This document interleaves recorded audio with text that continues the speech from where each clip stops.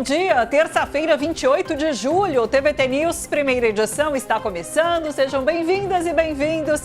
Vamos juntos até 12h30 com notícia, análise e informação. E começamos com os principais destaques do dia. O Brasil reage ao tarifaço, leva a guerra comercial com os Estados Unidos à OMC e abre novas frentes de comércio com a Coreia do Sul. Quem é esse cara? Lula ironiza ataques de Milei, que vira alvo de denúncia na Argentina por uso da máquina pública em ato de Flávio Bolsonaro. Donald Trump recebe hoje na Casa Branca Netanyahu e Zelensky, em meio às guerras no Oriente Médio e na Ucrânia. Um terremoto de magnitude 7,1 atinge o sul do Japão, deixa feridos e obriga mais de 150 mil pessoas a deixar suas casas. TVT News, primeira edição, exibe hoje um documentário inédito sobre o Trem do Céu e debate as lições da ferrovia chinesa para a construção da ferrovia bioceânica, que liga os oceanos Atlântico e Pacífico. Tudo isso aqui no TVT News, primeira edição, que começa agora direto na Avenida Paulista para todo o Brasil. Vem se informar com a gente, vamos lá? Vamos juntos.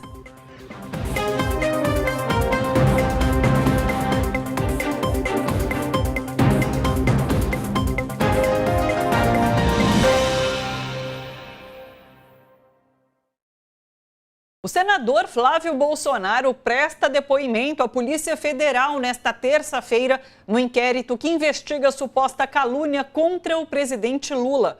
A oitiva foi determinada pelo ministro Alexandre de Moraes, do STF. Essa investigação tem como base uma publicação feita pelo senador em janeiro, na qual ele atribuiu, sem apresentar provas, o envolvimento de Lula em crimes como tráfico internacional de drogas, tráfico de armas e lavagem de dinheiro. Após o depoimento, a Polícia Federal vai juntar as declarações ao inquérito que investiga a calúnia em que está em tramitação no STF. Qualquer novidade eu trago aqui para vocês, tá bom? E Lula não deixou sem resposta as ofensas de Javier Milei na convenção do PL. Em meio à crise diplomática entre Brasil e Argentina, o presidente foi questionado sobre os ataques do argentino e devolveu com ironia. Dá uma olhada. Presidente, tudo bem, presidente? Fala rapidinho com a gente. Como é que você viu essa história do Milei, né? Eu? Quem é esse cara? Você gravou?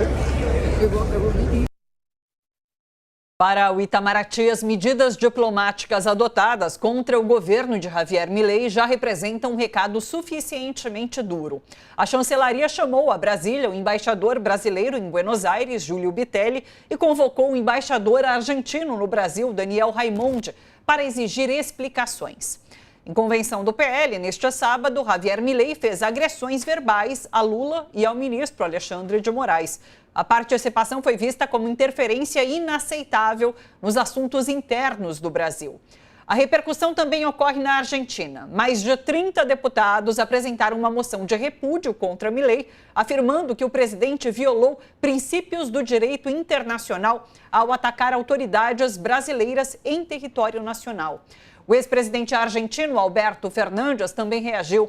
Nas redes sociais, chamou Milei de energúmeno e afirmou que o atual presidente foi ao Brasil para defender um golpista preso e ofender o principal parceiro comercial da Argentina. Una imbecilidad profunda de un personaje que, bueno, ya lo vemos, hace artículos que plagia de otros, hace artículos con inteligencia artificial. Lo estamos viendo hoy en día. A ese personaje los medios de comunicación le dieron un espacio abrumante. Quisieron convertirlo en un estadista. Milei ainda passou a ser alvo de uma denúncia criminal na Justiça Argentina. 2 advogados acusam o presidente de utilizar o avião oficial, comitiva e recursos públicos para participar de um ato privado e político em favor de Flávio Bolsonaro. A Justiça vai decidir se há elementos para abrir uma investigação formal contra o presidente argentino. Laura Capiglione, Eduardo Castro, sempre comigo aqui pelas manhãs. Bom dia, pessoal. Bom dia. Bom dia. Vou chamar também Biazita Gomes, especialista em geopolítica, sempre com a gente aqui às terças. Bom dia, Bia. Bom dia, gente. Bom dia, Thalita. Bom dia, Edu. Bom dia, Laura. Vamos lá, vamos começar falando um pouquinho sobre a repercussão desse episódio com a fala, né? A não resposta, na verdade, do presidente Lula e essa ofensiva agora que pode parar na justiça argentina contra Javier Milei. Laura, começa com você. Bom, eu acho que o Lula fez o que tinha que fazer mesmo. Quem é esse cara? Mas aqui entre nós a gente tem que responder. Esse cara hoje, ele se colocou no papel de um representante, o preposto do Trump da América Latina. Ele quer, pelo menos, desempenhar esse papel. Ele é quem verbaliza, né, o programa inteiro da extrema-direita. Hoje, por exemplo, ele está na posse da Keiko Fujimori. Então a ideia dele é isso, né? Quer dizer, é virar um cabo eleitoral, virar um grande ator, um protagonista da direita na América Latina. Ele vai ter que se haver, né? Porque eu achei muito legal a resposta que o Dario Durigan deu ao Milei. Porque, e foi avassaladora a resposta que ele deu. Porque primeiro ele chamou o Milei daquilo que ele é mesmo, palhaço. É um palhaço. Mas depois ele ficou, e eu achei muito interessante, ele ficou enunciando. A taxa de crescimento da Argentina é tanto, a taxa de inflação da Argentina é maior do que a do Brasil, a taxa de não sei o que lá, ele foi enunciando os indicadores, mostrando que o Milei, que quer se apresentar como o grande, ele, na verdade, todos os indicadores dele, ele perde para o Brasil. Ou seja, então nós estamos falando de um cara que é um fiasco dentro do seu próprio país, que não consegue organizar a Argentina de maneira nenhuma, e que vem aqui fazer isso. E agora, eu achei muito legal, porque vendo a cobertura da imprensa, cara, tinha que o Dario Durigan falar, e o palhaço foi o chamariz para eles colocarem todas as realizações, e eles tiveram que colocar todos os indicadores do governo Lula, que são muito melhores do que os do governo Milei. E é importante notar isso. Quer dizer, a intervenção do Milei foi tão desastrada que até a Globo está falando, é o inédito. Desde a redemocratização nunca houve uma campanha eleitoral assim feita de fora do Brasil, assim feita como uma forma de intervenção política no Brasil de forças estrangeiras. Então eu acho que o Milei se deu mal. E eu acho que o Flávio se deu mal também. Quer dizer, é um negócio que foi de tal maneira desesperada, aquela dança, aquela música, tudo tão histriônico, tão ofensivo, que isso aí vai bater, eu não tenho dúvida, vai bater mais uma coisa na campanha eleitoral do Flávio, mostrando que ele faz tudo, menos ser um patriota, né? Que é isso que ele queria ser, mas essa bandeira já foi tirada da mão dele faz muito tempo. Mas eu acho importante a gente ver isso, que o Milei quer ser esse cara, esse Trump's boy, que é o cara que leva a mensagem do Trump para o mundo. Mais desastrado que a vinda do Milei, só eu derrubando todo o café. Exatamente. Mas eu ia deixar passar, né? Eu ia chamar a Biazita, mas você se denuncia. Não, o Breno, nosso colaborador para todos os assuntos, já está providenciando as devidas medidas para que eu não transforme a minha camisa branca em algo todo manchado de café. Pegou só no colo aí, pegou, né? não, nunca caiu. Na hora eu abri as pernas e caiu pelo meio. Então assim, tá bom, a televisão verdade aqui no nosso TVT News primeira edição. Mas também já deu, né? Já batemos muitas palmas para esse palhaço dançar, né? E é um palhacito mesmo. Ele o objetivo dele era exatamente esse e agora ele está, como disse a Laura, em outro lugar tentando o mesmo objetivo. Se mostrar o mais eficiente Trump boy que se podia ter na América Latina. Aliás, estão em disputa vocês. Bolsonaro Júnior. Ele quer um lugar que você também quer. Sim. Que é ser o grande ponta de lança das atitudes norte-americanas na América Latina. Ele quer ser o que você também pretende. Se vocês estão disputando espaço, veja bem o que você fez abrindo brecha para ele. Eu vi gente criticando o Dario Durigan, que é um ministro da Fazenda. Veja a postura do... Essa mesma gente não estava criticando o Paulo Guedes quando ele disse que a mulher do presidente da França era feia. Ali a postura, tudo bem, né? Ali não tinha problema nenhum, sendo que a provocação vinha do Brasil, a falta de respeito vinha do Brasil, E era, assim, e era absolutamente descabida. Aqui se trata de uma resposta cabida. Cabida, é um palhaço. O que Há um ele monte fez, de mentiras, né? é um palhaço. Ó, vocês viram? Precisa olhar de novo? Tá enchendo a paciência, inclusive, de ver ele fazendo assim com o braço. É Exato. palhaço. Não, que E ele dirige é um umas críticas a Milei, não a quem retruca e dá Exato. uma resposta à altura. Né? Exato. Assim, e esse tipo de resposta é importante, como também é importante a resposta diplomática, e como também eu acho que seria interessante dar um susto econômico. Dar um susto, pelo menos, seria legal, porque Quebra aí as as coisas pernas se deles. colocam no seu lugar. Nós aqui que temos... Eu disse, você falando dos dados, ontem nós trouxemos dado aqui.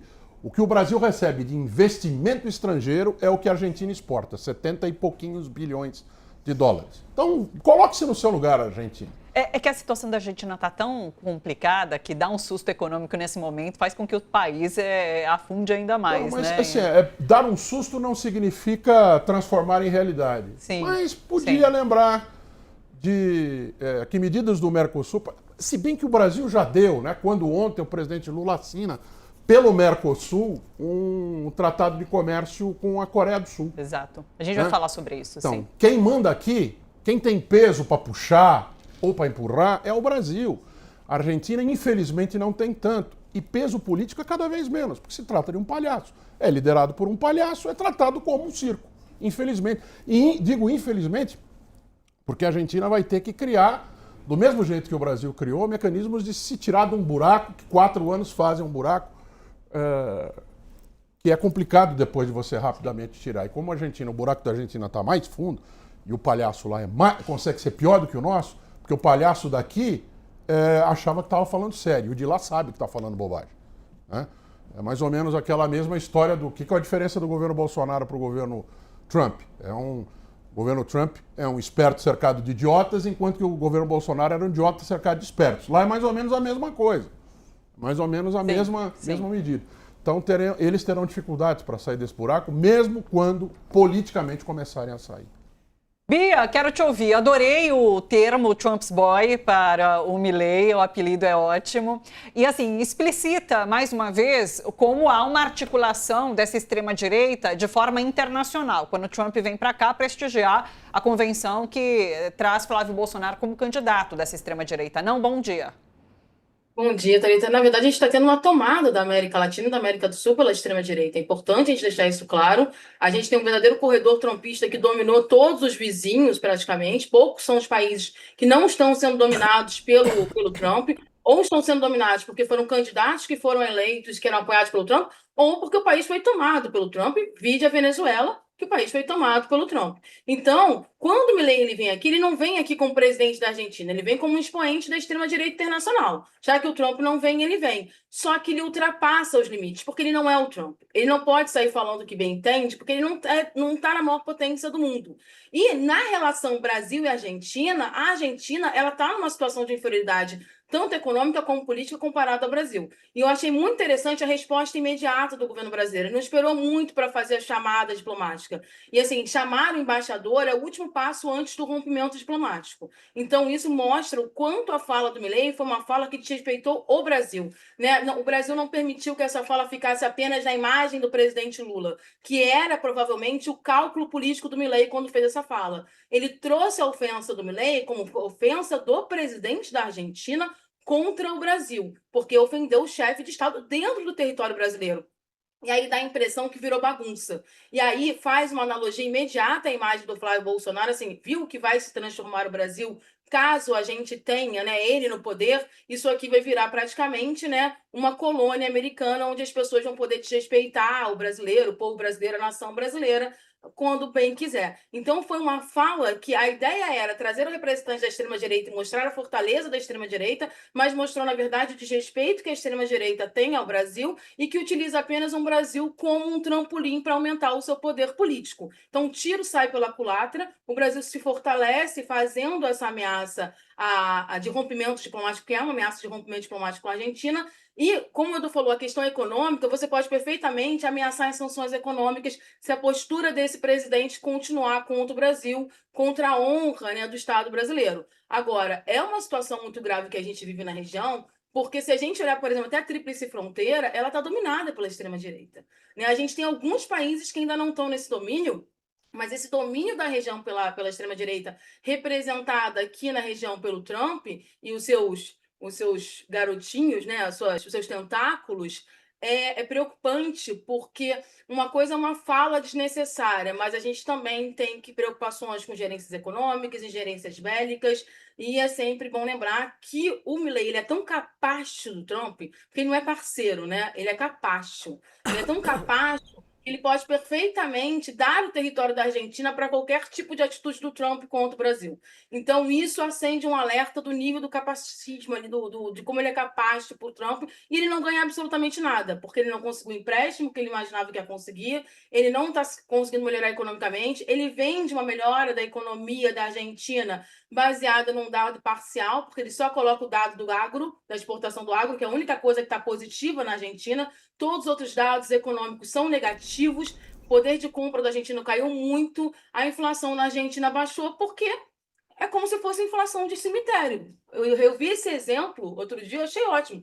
Cemitério também não tem uma inflação, porque ninguém consome lá dentro, né? Então, assim, não tem consumo, o país está parado economicamente, o país está indo para o abismo, enquanto o país está indo para o abismo, o presidente está fazendo brincadeira com o dinheiro público. Então, isso também abalou muito a gente, me chamou muito a atenção que, independente do espectro político, vários políticos argentinos fizeram falas dizendo, olha, não temos nada contra o Brasil, não queremos briga com o Brasil nesse momento. Porque nesse momento, economicamente, eles não têm condições de ter essa briga. Agora, mostra o seguinte, quando a pessoa se alia à extrema-direita, ela está muito mais preocupada com as questões ideológicas do que com a pátria. Então, a gente vê o Flávio Bolsonaro se aliando ao Trump por questões ideológicas e de poder e financeira, Milei fazendo o mesmo, a gente tem agora a situação na Colômbia, então a gente percebe que o alinhamento é ideológico, passando por cima das soberanias. E aí cabe aos povos locais aceitarem ou não essa perda de soberania em nome de uma ideologia que o objetivo é massacrar grupos sociais, minorias sociais nesse território.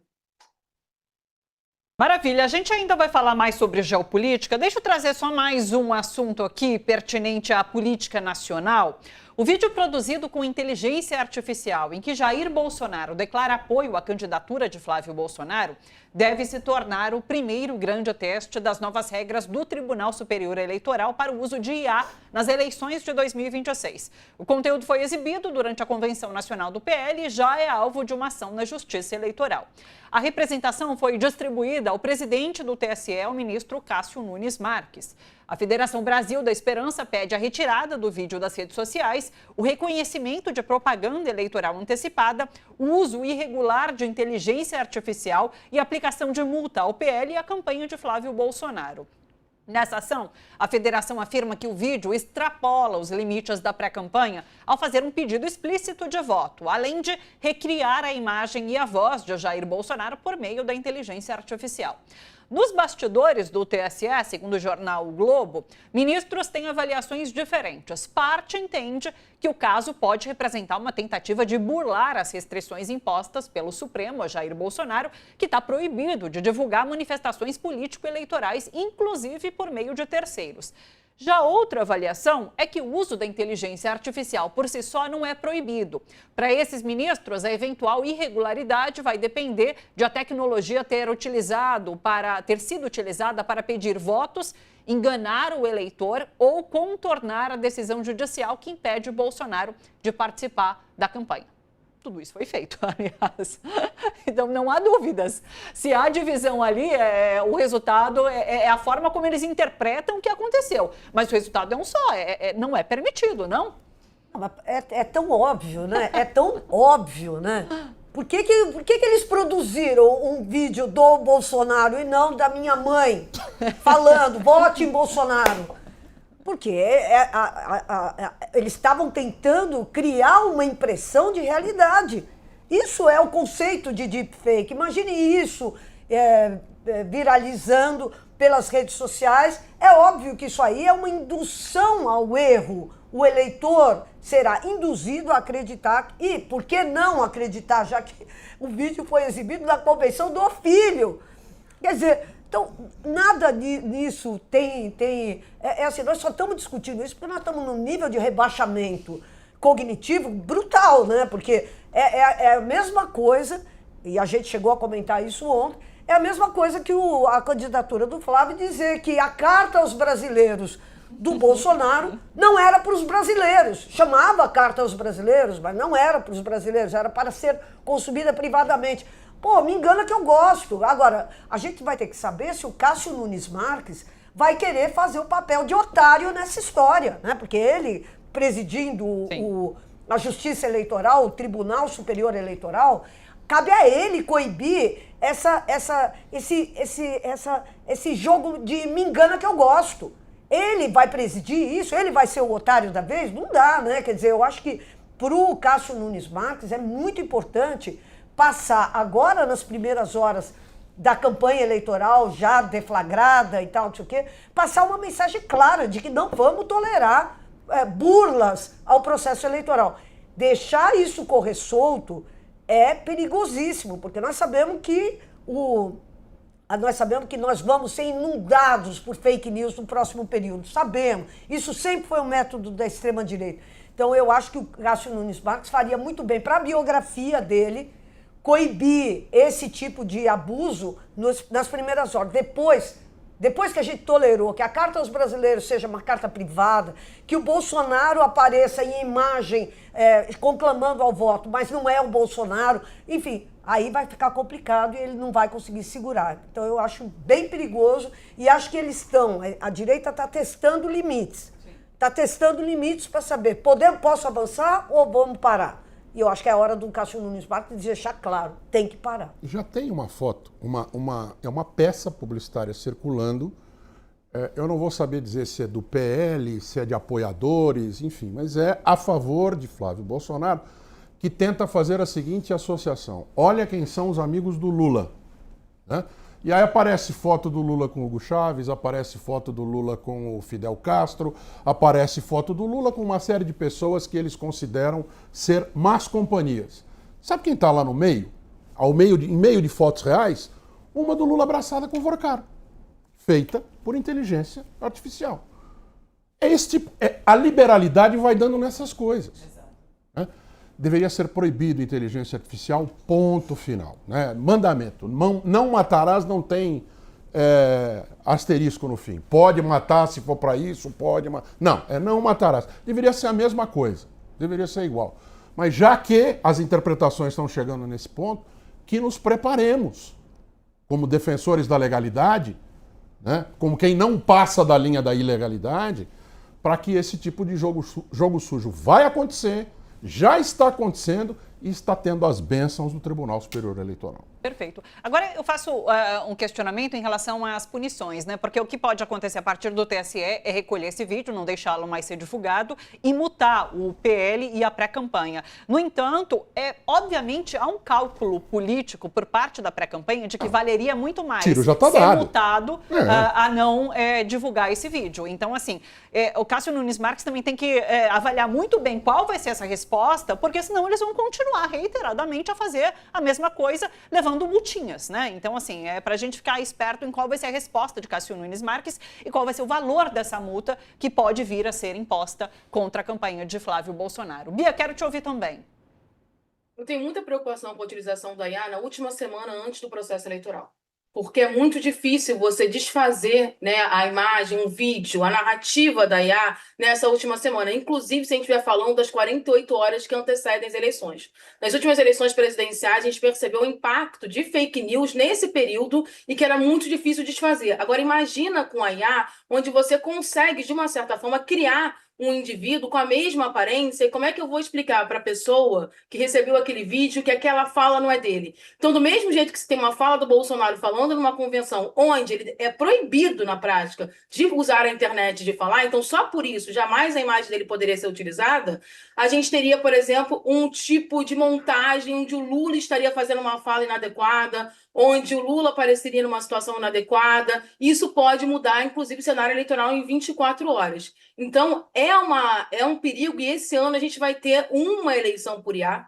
A gente viu as eleições que foram fomentadas com IA, a eleição do Trump foi assim, a eleição do Milei foi assim, se utilizou bastante IA, a eleição da Colômbia, e a gente sabe o dano que está. E o campo progressista não domina tão bem essa ferramenta para fazer a contestação imediata, porque o problema do vídeo da IA é que o algoritmo engaja muito isso. E a resposta a isso, desmentir isso, é muito lento. É muito difícil de a gente desmentir uma fake news, ele tem o mesmo alcance. Você teria que ter praticamente núcleos progressistas full time, 24 horas, para conseguir matar essas falas num tempo que não faça o rastreio de estrago. E multa não resolve o problema. Está no cálculo político, sempre esteve no cálculo político. Uma multa, um direito de resposta não vai ter um impacto. O estrago já foi feito. As pessoas, muita gente acreditou que era um vídeo do Bolsonaro falando ali na convenção. Foi uma IA muito bem feita. Então, se mostra também muito dinheiro que está sendo colocado nessa campanha para fazer essa manipulação do eleitorado. E nós ainda estamos em julho.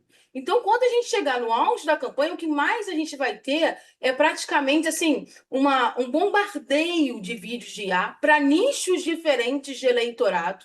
Então, você vai ter vídeo de IA do Lula falando mal de religião, vai ter vídeo do IA, o Lula fazendo falas inadequadas a grupos de gênero. Eles vão fazer esse bombardeio e é muito difícil que os progressistas consigam controlar isso. Então, o ideal seria a não utilização de IA em momento algum. Mas essa é uma bandeira que nem os progressistas vão aceitar, porque os progressistas também utilizam a IA para fazer a campanha, não de forma tão bem feita, mas também utilizam. Então, a gente ainda esbarra nessa questão dos interesses da utilização dessa ferramenta. Agora, há amplos estudos internacionais que mostram do risco da inteligência artificial para as democracias. Há uma preocupação real no mundo todo sobre a manipulação da IA e o risco e na manutenção da estrutura democrática. Regimes totalitários utilizam a IA para fazer um trabalho mesmo de dominação mental, porque a gente tem, quando a gente fala de algoritmo, quando a gente fala de manipulação de internet, a gente está falando de manipulação da psique humana. As pessoas estão sendo manipuladas psicologicamente e a IA é uma ferramenta da extrema-direita para isso. Quando ela é bem utilizada, ótimo, mas em períodos eleitorais ela é utilizada como uma arma de manipulação. Então, eles manipulam o emocional do eleitorado. Eles não passam um dado frio e mentem nesse dado frio. Eles pegam aquelas bolhas da internet, jogam aqueles vídeos para grupos específicos e esses grupos vão se alimentar e vão ter seus preconceitos alimentados e falar, olha, a economia está boa, o Lula defende a soberania, mas assim, ele mexeu nessa questão aqui que é muito pessoal. Ele não mexeu, ele não falou sobre aquilo. Aquilo ali é um vídeo de inteligência artificial. E aí o desmentir não chega na pessoa. Então tem que ir para além de uma regulamentação onde vai ter uma multa ou algo assim. Tem que ter ameaça de suspensão de candidatura, tem que ser proibido efetivamente a utilização da ferramenta, tem que pensar para além do processo eleitoral, porque governos estão caindo no mundo todo com manipulação de informação utilizando o IA. A gente tem convulsões sociais que são fomentadas de forma artificial com esse mecanismo. Então, é necessário uma regulamentação muito séria sobre isso. E, às vezes, a regulamentação é uma coisa muito simples, é uma marca d'água no vídeo. Uma marca d'água visível mostrando este vídeo é feito por IA, porque isso já tira um impacto muito grande. Inclusive, o impacto do algoritmo, que quando o algoritmo percebe aquele vídeo, no primeiro momento, às vezes ele não percebe que é IA, mas quando ele percebe no primeiro momento que é IA, ele já não faz a propagação, esse vídeo já não viraliza. Mas para isso tem que ter vontade política do judiciário brasileiro, que aí é uma outra questão, né? Será que eles vão querer mexer nesse vespeiro que mexe também com as grandes big techs? Tem muito mais por isso aí. Perfeito. Aliás, eu acho que essa questão de ficar bastante claro que é inteligência artificial já conta na legislação referente à inteligência artificial no TSE. Então, isso deveria estar muito mais claro. Realmente não tinha qualquer sinalização ali de que aquele vídeo de Jair Bolsonaro foi feito por inteligência artificial. É isso. Deixa eu trazer, antes da gente passar para frente, deixa eu trazer duas notícias referentes à Argentina e essa questão referente ligada a Javier Milei, né? Vamos voltar um pouquinho. A primeira é essa, olha aqui, notícia que saiu agora há pouco em relação à Fundação Cacique Coral. Breaking News. Coral. Breaking News. Pois é. Olha lá. Fundação tá na Cacique... CNN, Olha lá, viu, gente? Fundação Cacique Cobra Coral suspende assistência climática argentina. É uma retaliação. E é sério. A Fundação Cacique Cobra Coral, que é muito famosa por fazer chover nos lugares em que precisa, tem acordo com a cidade do Rio de Janeiro, formalizado, inclusive, desde 1980 e tralalá, que presta assistência... qual o termo que eles usam? Não está no termo a aqui. cooperação teve início durante a Guerra das Malvinas. Guerra da assistência climática, que tem um outro termo também. Agora eu acabei. Não é espiritual, mas. Enfim, alguma coisa nesse nível. É a primeira grande retaliação brasileira. Suporte técnico místico. Suporte técnico místico. Isso. É a primeira grande retaliação brasileira. Afinal de contas, se trata de um país ligado ao agronegócio. É isso, tem que ter retaliação na ordem real e não apenas na diplomática.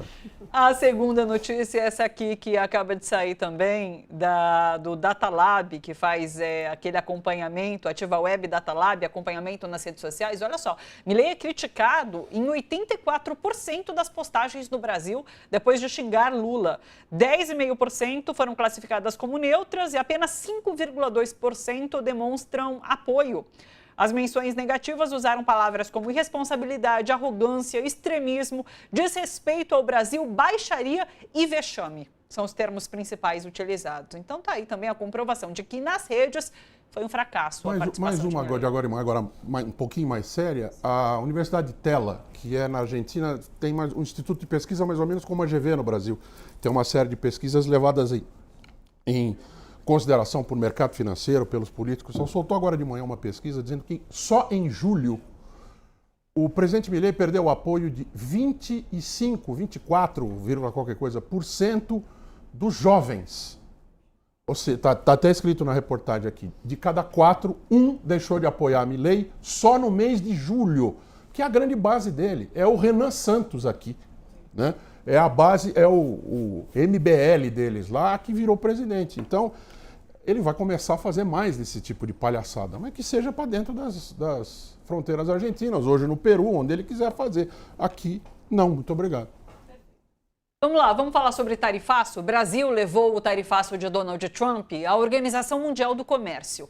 O governo Lula acusa os Estados Unidos de atropelar regras internacionais para punir produtos e políticas brasileiras. A ação questiona as novas tarifas e as acusações dos Estados Unidos contra o PIX, o comércio digital, o combate à corrupção e a legislação trabalhista brasileira. Houve um pedido de consulta aos Estados Unidos, que é a primeira etapa de um processo na OMC, mas o julgamento leva bastante tempo. E também porque o órgão de apelação não está funcionando plenamente, porque o governo Trump bloqueou a indicação de novos juízes para a OMC. Diante do tarifaço, o Brasil avança em novos acordos e parcerias comerciais. Lula e o presidente da Coreia do Sul, Lee Jae-myung, acompanharam a assinatura de 5 memorandos de cooperação nas áreas de energia, tecnologia industrial, educação, esportes e atividades espaciais. Os dois governos também criaram um grupo de trabalho coordenado pelo vice-presidente Geraldo Alckmin para acelerar o acordo comercial entre o Mercosul e a Coreia do Sul. Uma missão sanitária sul-coreana virá ao Brasil para abrir o mercado aos frigoríficos nacionais e ampliar, assim, dessa forma, as exportações de carne. Laura, é um pouco do que a gente já tem comentado aqui sobre o Brasil procurando novas rotas de comércio por conta do tarifaço, ou seja, fazendo do limão uma belíssima limonada. Gente, vamos lembrar que a Coreia do Sul é um parceiro estratégico, fundamental dos Estados Unidos, né? Quer dizer, isso só mostra a dilapidação da credibilidade americana que o Trump está fazendo. Quer dizer, até parceiros históricos e tal se veem compelidos a procurar, porque é o Brasil procurando, mas é a Coreia também procurando, né? Quer dizer, ninguém mais quer ficar na mão dos Estados Unidos. O cara é um parceiro histórico, mas vai até a página 2, porque o Trump ameaça, ele não ameaça os inimigos, ele ameaça os amigos junto, entendeu? Então, quer dizer, o tal grau de cobiça dos Estados Unidos e de vontade de reassumir o protagonismo na economia mundial faz com que ele seja uma ameaça para os parças históricos deles, para os parças estratégicos mesmo, porque vamos lembrar que a Coreia foi cenário de uma grande intervenção militar americana, quer dizer, é um lugar em que os Estados Unidos colocaram muito foco e muito esforço militar de gente, de meninos americanos que morreram na Guerra da Coreia e tal. Tem uma coisa, um simbolismo muito grande. Quando você vê que o presidente... Não, e eu achei o encontro do Lula com o presidente coreano foi sensacional. O Lula falando, nós dois experimentamos a fome, nós dois precisamos encontrar saídas para o nosso povo. Nós dois falando com ele, que também tem uma origem humilde, o presidente da Coreia. Então, cara, nós estamos vendo o Lula batendo um bolão mesmo, né? Quer dizer, é isso. E entendendo que, e é por isso que é preciso ficar cada vez mais claro isso, entendendo que não é a esquerda que está reconhecendo que o Trump é um inimigo, é o mundo que está reconhecendo que o Trump é uma ameaça a todo mundo, né? Porque o único objetivo dele é, por um lado, se auto-enriquecer, né? Especulando e tal, e restabelecer essa coisa, esse poderio militar americano, poderio hegemônico, o hegemon americano. E isso cada vez mais está fazendo água. O mundo está encontrando formas para escoar a sua produção, a sua economia, a sua expertise, para vender por fora dos Estados Unidos. A perda é mais uma pecinha que mostra como os Estados Unidos perderam completamente a capacidade de organizar o mundo segundo a sua vontade. E repara a velocidade com que aconteceu esse acordo. Lembra? Outro dia o presidente Lula esteve na Coreia do Sul, a primeira-dama Janja se vestiu com o hanbok, aquela vestimenta típica das mulheres, né? Então, pensa aí na... Lembra? Não faz tanto tempo que a gente viu essa imagem. Reuniões de chefes de Estado, em reuniões de Estado, visitas de Estado, como essa aí que tem bandeirinha, militar batendo continência, né? Vai ao Itamaraty, não são visitas de trabalho, geralmente demoram para ser organizadas e acontece no máximo 1 ou 2 por semestre. O Brasil escolheu receber a Coreia do Sul e a Coreia do Sul escolheu vir ao Brasil no início do 2º semestre, sendo que eles tinham se encontrado para uma visita de trabalho há quanto tempo? 2, 3 meses no máximo. Então foi uma coisa... Veja o interesse dos dois lados em fazer com que esse momento acontecesse, porque aquela coisa, em reunião em encontro de chefes de Estado, visitas de Estado, essas absolutamente formais, tem que ter o que anunciar. Os caras não vão se... bonita sua roupa, obrigado. Isso se fez lá na ida, que o presidente Lula aproveitou uma visita que ele fez à China, oficial, e que ele foi à Coreia, e não me lembro se ele foi a outro país ali na região da Ásia. Vietnã, se eu não me engano. Acho que Vietnã. Sim. Então, ele... né? Corre. Ainda tem a visita de Estado para o 2º semestre, vamos anunciar isso rápido. E foi anunciado. Tá aí mais um recado, inclusive, para os Estados Unidos, que é o destinatário principal desse recado, e para o Milei também. Aqui, trouxa, você quer tirar do Mercosul o país do Mercosul, o Mercosul te beneficiando, mas por fora dos Estados Unidos. Veja que coisa, hein? Mais uma que bota no bolso, aquelas coisas, o tiro que você dá à distância e acaba trazendo resultados bem práticos e bem próximos também. Aquela viagem, inclusive, teve também esse mesmo... A Laura trouxe esse discurso, né? Falou assim, nós dois que tivemos uma juventude difícil, enfim. E naquela época, na viagem, o próprio presidente da Coreia do Sul publicou um videozinho que ele, criança, e o Lula, criança, se abraçavam, feito com inteligência artificial. Foi bem bacana, foi bem bonitinho, né? Então, assim, aquela ligação se estabeleceu ali e só se fortificou realmente depois disso. Tanto é que foi muito rápido o acordo. Para lembrar que a Coreia do Sul teve um presidente de direita sendo tirado, escorraçado, aí há quanto? 2 anos, 1 ano e meio? Né? Preso, inclusive. E para lembrar, né? Para lembrar que a Coreia é um grande polo de tecnologia. Já é um grande parceiro. Não, já é um grande parceiro e é um lugar que desenvolve tecnologia de ponta. Pô, nós estamos cheios de carro coreano aqui. Aqui dentro do estúdio tem um monte de coisa coreana. Nossa, são Samsung. Meu aparelho é Samsung. Ou seja, a Coreia é um parceiro muito importante para um país como o Brasil, que precisa se modernizar, precisa pegar... Então, não é a troco de nada que o cara que está responsável por essas tratativas de alto nível com a Coreia é o Geraldo Alckmin. Então, quer dizer, que fez, aliás, um vídeo muito bonitinho, né, falando... Do K-pop. Eu quero aprender K-pop, eu ainda não sei, mas o que eu sei é de trazer e fazer parcerias que são importantes para o desenvolvimento da indústria, para o desenvolvimento da economia brasileira. Ou seja, tudo lindo.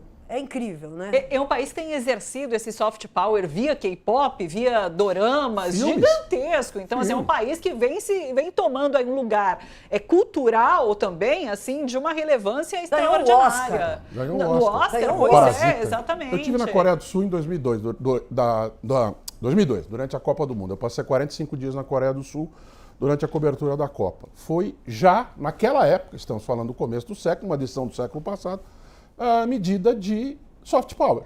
Sim. Né? Entrar junto com o Japão, que era até aquele momento reconhecido como o grande polo tecnológico da Ásia, falando, não, peraí, vamos entrar junto nesse troço, vamos trazer água para o nosso moinho e, de fato, já naquela época, estou falando de 24 anos atrás.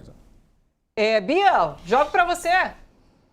Eu acho que a grande questão dessa relação, né, melhor entre Coreia do Sul, né, e Brasil, porque as relações estavam ruins antes, né, importante dizer, em 2021 eles tentaram fazer o acordo, não deu certo, é que muda também, né, a perspectiva da Coreia do Sul de não ser tão submissa aos Estados Unidos. E o grande gatilho disso foi o tarifaço sobre a Coreia do Sul, porque o Trump ele não mediu os parceiros. Então, por exemplo, tem produtos na Coreia do Sul que estão com tarifas de 40% dos Estados Unidos. E isso sobrecarrega a indústria do país. Então, eles estão procurando um outro caminho também, né, ampliando seus mercados e olhando para o Brasil não só como uma troca comercial simples, mas os acordos que foram firmados entre o Brasil e a Coreia do Sul são acordos de troca de tecnologia. É importante deixar isso claro, inclusive tecnologia aeroespacial. Não é um acordo de submissão, né? Porque às vezes a gente ouve os acordos, as pessoas, não, é um acordo de submissão, o Brasil vai entrar mais com commodities. Não, é um acordo onde há uma discussão profunda de troca de tecnologia, tanto na área industrial, na área tecnológica, na área de biocombustível e também sobre a relação com os metais críticos. Por quê? Justamente pela Coreia do Sul está querendo desenvolver muito mais, né, o seu mercado de IA e de semicondutores, porque ela está ali na disputa mundial pelo mercado de semicondutores, ela precisa de metais críticos. E aí, ela, num dos acordos com o Brasil, ela tem esse acordo para o acesso aos metais críticos brasileiros e aí a troca de tecnologia. Então, é uma mudança muito grande geopoliticamente na Coreia do Sul. Ela sai daquele país extremamente submisso aos Estados Unidos e começa, né, a ter uma perspectiva geopolítica para além dos Estados Unidos, inclusive com o Sul global. E essa mudança não é só fora, né? Dentro da Coreia do Sul, essa mudança é muito grande, porque esse presidente sul-coreano, além dele vir, né, de uma família mais pobre, ser um trabalhador braçal, de fábrica, inclusive, ele tem uma política muito voltada para a política de bem-estar social na Coreia do Sul, que inexiste. Importante dizer isso, que na Coreia do Sul, praticamente tudo é privado. Você não tem uma política pública, né, do Estado para os serviços básicos, e ele tenta trazer isso. Então, isso é uma mudança política interna e externa na Coreia do Sul, e que para a gente é muito interessante, porque a gente está correndo atrás também desse mercado de tecnologia. Os últimos acordos que o Lula tem feito, principalmente quando tem os nossos metais críticos e as terras raras envolvidas, são acordos que estão sempre ligados a uma troca de tecnologia. Foi feito com a Índia, está sendo feito com a Coreia do Sul, outros com a China também. Por quê? Porque o Brasil quer dominar também toda a cadeia de produção das terras raras. Então, para isso, ele, eu te dou isso e você me dá todo o caminho da tecnologia para a gente não ser apenas o vendedor do bruto, mas vender também uma tecnologia e também dominar a tecnologia de semicondutores, porque é o boom do século XXI. Então, é uma mudança de perspectiva, não é só um parceiro comercial, é um parceiro estratégico que pode fazer com que o Brasil faça a transição, né, do país das commodities para um país de alta tecnologia. Porque a gente tem o principal. A gente tem cérebro e matéria-prima. A gente precisa ter acesso a essa tecnologia. Para aí sim a gente poder falar, sim, somos uma potência, né? Porque não basta só ser a 10ª economia, a maior economia da América Latina. É necessário dominar mercados. E você domina mercados quando você domina a tecnologia. Então, as últimas parcerias que o Lula tem feito são parcerias com trocas de tecnologia. Isso está muito claro nos contratos. E esse da Coreia do Sul é muito interessante, porque ele, inclusive, vai para uma troca de tecnologia nas nossas agências aeroespaciais. Então, é um passo a mais, assim, é um Lula pensando o Brasil daqui a 20, 30 anos. É um princípio de um projeto de país. Eu acho que isso é muito interessante. A gente está deixando de ser para aquele país que apaga incêndio o tempo todo e começa a ter um projeto a médio e longo prazo. Assim, temos que proteger a nossa soberania. Não é só proteger momentaneamente. A gente protege a nossa soberania quando a gente tem uma estrutura interna, econômica, tecnológica, bélica, que possibilita essa proteção à soberania. Perfeito. Vamos caminhar agora para Estados Unidos, Oriente Médio, Ucrânia. Vamos falar sobre geopolítica. Donald Trump rebateu a pressão de Benjamin Netanyahu contra a possível venda de caças F-35 à Turquia. O presidente americano afirmou que ninguém decide o que os Estados Unidos podem vender e chamou o governo turco de aliado formidável. Netanyahu se opõe ao negócio por temer que os caças reduzam a superioridade militar de Israel na região. A saia justa aconteceu na véspera da reunião entre Trump e Netanyahu, marcada para hoje, na Casa Branca. O premier israelense deve pressionar Trump a não fazer concessões ao Irã e apresentar novas informações sobre a reconstrução do programa nuclear e militar iraniano. Trump, porém, busca uma saída diplomática e demonstra pouco interesse em retomar uma guerra em larga escala. Nessa segunda-feira, a bordo do avião presidencial, Trump afirmou que há boas probabilidades de um acordo com o Irã depois de 3 dias sem confrontos diretos. O Irã nega que haja negociações diretas com Washington. A agenda de Trump com Netanyahu também inclui a retirada de tropas israelenses do Líbano, de Gaza e da Síria, o acordo nuclear dos Estados Unidos com a Arábia Saudita e um novo pacto de defesa entre Washington e Israel. Netanyahu tentou garantir o encontro durante as semanas e chega a Washington em campanha pela reeleição, pressionado por pesquisas que indicam dificuldades para formar a maioria, inclusive. Vou começar com a Biazita. Quero te ouvir sobre esse cenário, então. A gente pode começar aí com Netanyahu e Trump e esse cabo de força que está rolando agora em relação à guerra no Oriente Médio. Bia.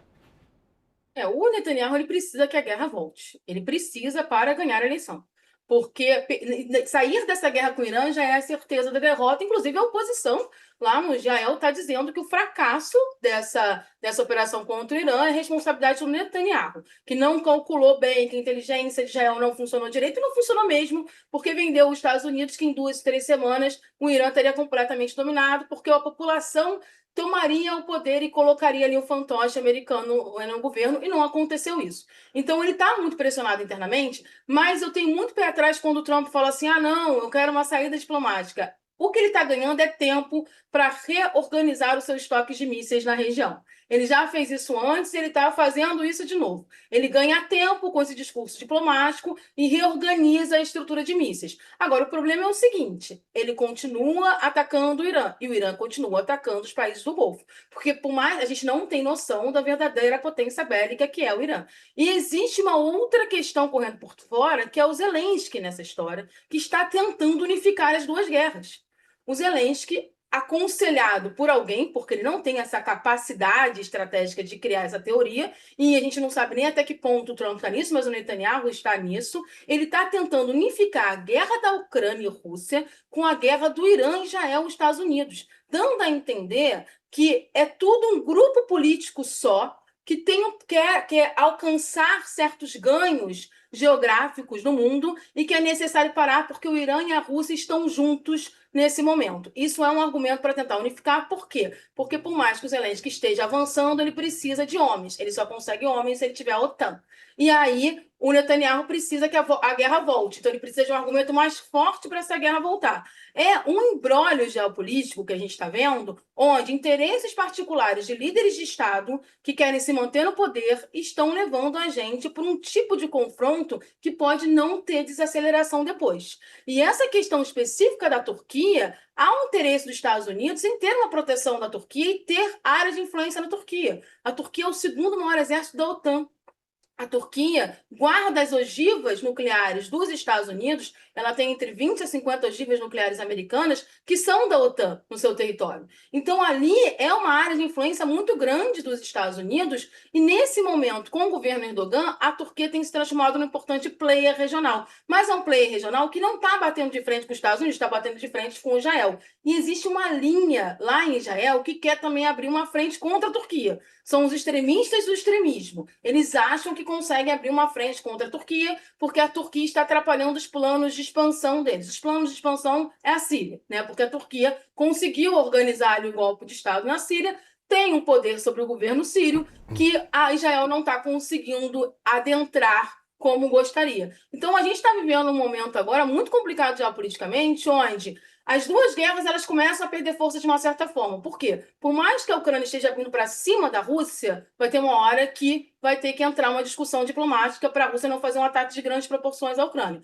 O cálculo do Putin é de 3 anos de guerra ainda. Então ele tem muita coisa para queimar em 3 anos. No Irã, Israel e Estados Unidos, os Estados Unidos quer sair da guerra, mas Israel não quer. Então, a única forma deles conseguirem manter essa guerra com muito gás é dizer que existe um grupo internacional que está por trás dessas guerras e é necessário confrontar esse grupo. E aí você traz a Europa efetivamente para o jogo.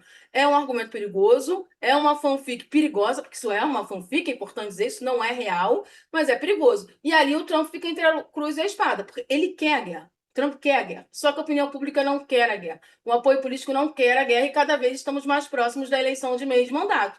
E isso é utilizado pelos democratas, dizendo, olha, o país está em recessão técnica, você não consegue pagar o mercado, acho que os preços estão mais caros, a casa está mais cara, mas a gente está sustentando guerras de bilhões por interesses que não são nossos. Então, quando também você fala que tem um grande eixo do mal surgindo, que foi esse o nome que o Zelensky deu, botando China, Irã, Coreia do Norte, que é a fanfic dos Estados Unidos, e a Rússia, ele também está trabalhando com a cabeça do Ocidente de, oh meu Deus, se nós não controlarmos esse grupo, eles vão dominar todo o Ocidente. E aí, o cara pode estar morrendo de fome, que ele vai falar, não, é importante proteger as nossas casas desse terrível grupo que não existe, mas esse tipo de argumento já foi utilizado historicamente em outros momentos.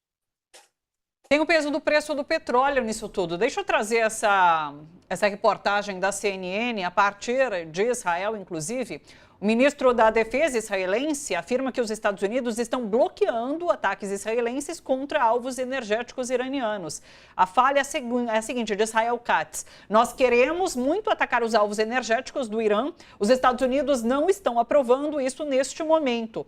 Washington está preocupado que tais ataques possam provocar represálias iranianas contra os países vizinhos e desencadear uma crise global do petróleo, acrescenta Israel Katz, então, o ministro da Defesa israelense.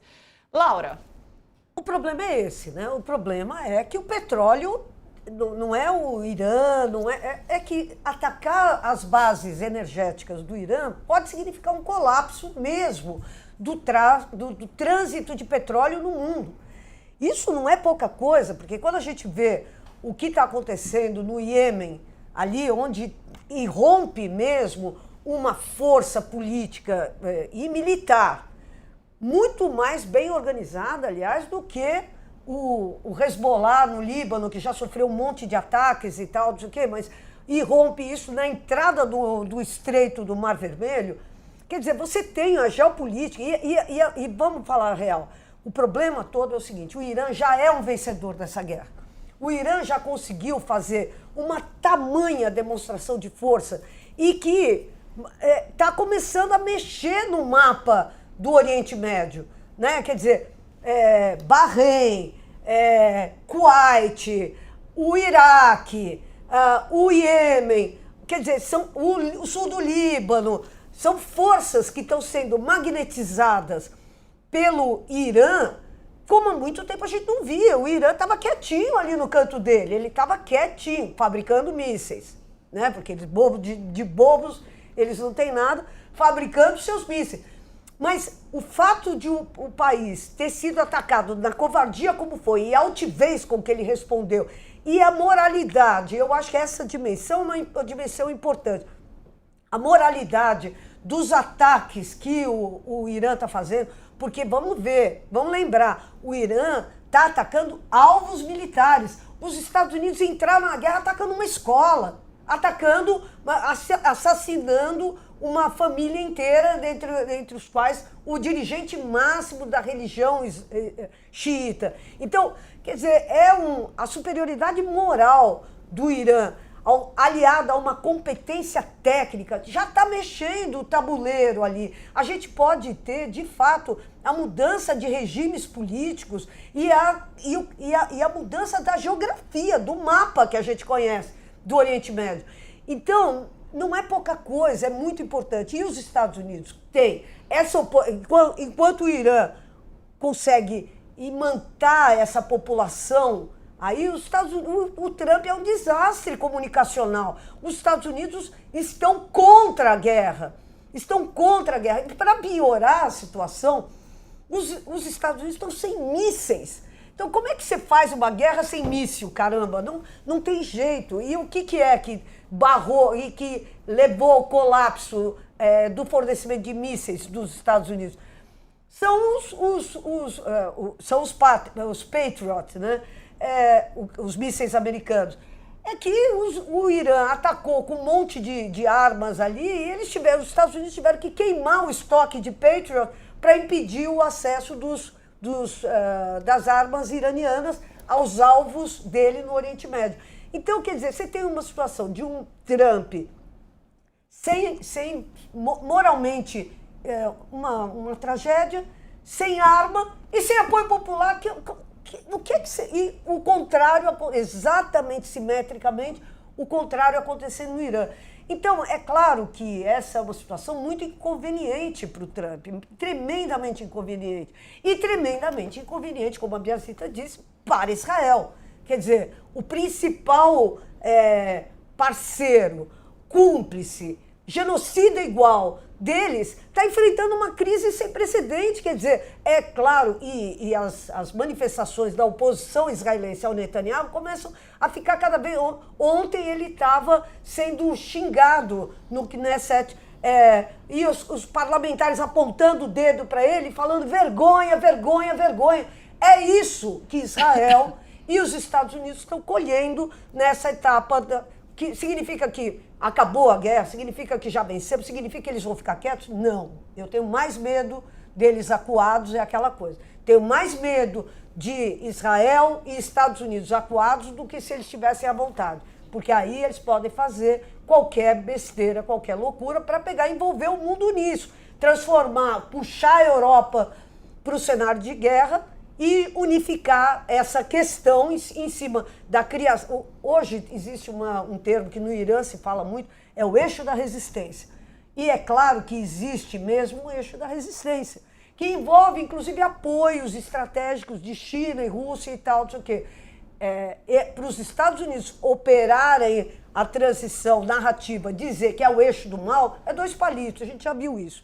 Então, eu acho que a gente tem que prestar muita atenção, porque o mundo está mudando e o Irã, por enquanto, está empoderadíssimo, como a gente tem mostrado e visto. O real eixo do mal vai estar reunido hoje na Casa Branca, né? Exato. Porque eu já vou trazer essa informação de que Zelensky também estará na Casa Branca hoje. Então, o Milei. Bota tudo junto, é o eixo do mal. Podiam todos ir para a posse da Fujimori, né? Seria uma reunião de eixos. Mas eu queria fazer uma pergunta para a Biazita com relação a esse quadro que a Laura está falando. Esse quadro se junta ou não, e é aí que eu queria saber da Biazita, a reação que pode vir, não de ímpeto nem de hoje para amanhã, mas ao longo do tempo, dos proxies americanos na região, os chamados petro-reinos ali, né, que se julgavam protegidos pelos Estados Unidos, tanto ou quanto Israel e só que não. Foram fortemente atacados e ainda estão sendo, na medida em que voltam os combates, pelo Irã. Essa união, ou a desunião, e aí é o que eu queria saber da Biazita, pode trazer dois impactos, pelo menos aparentemente eu queria saber se são isso mesmo. Primeiro, da desagregação de pontos de segurança dos Estados Unidos na área militarmente, né? Ou a pontos de apoio, pelo menos, militares para os Estados Unidos. E segundo, a questão de petróleo. Ali é todo mundo produtor de petróleo. Os países existem divididos pelos postos de petróleo. Isso pode adiantar essa necessidade de jogar a culpa para a Europa, Biazita? Acredito que sim, porque a gente está vendo até o comportamento dos países do Golfo, eles estão bem preocupados e eles não estão querendo a continuação da guerra. Em momento algum, eles estão falando assim, não, utilize o nosso território para continuar a guerra, né? Vamos romper com a China, porque há uma pressão também nos Estados Unidos para que alguns países do Golfo rompam os seus acordos comerciais com a China, porque existem países ali que estão na rota da seda.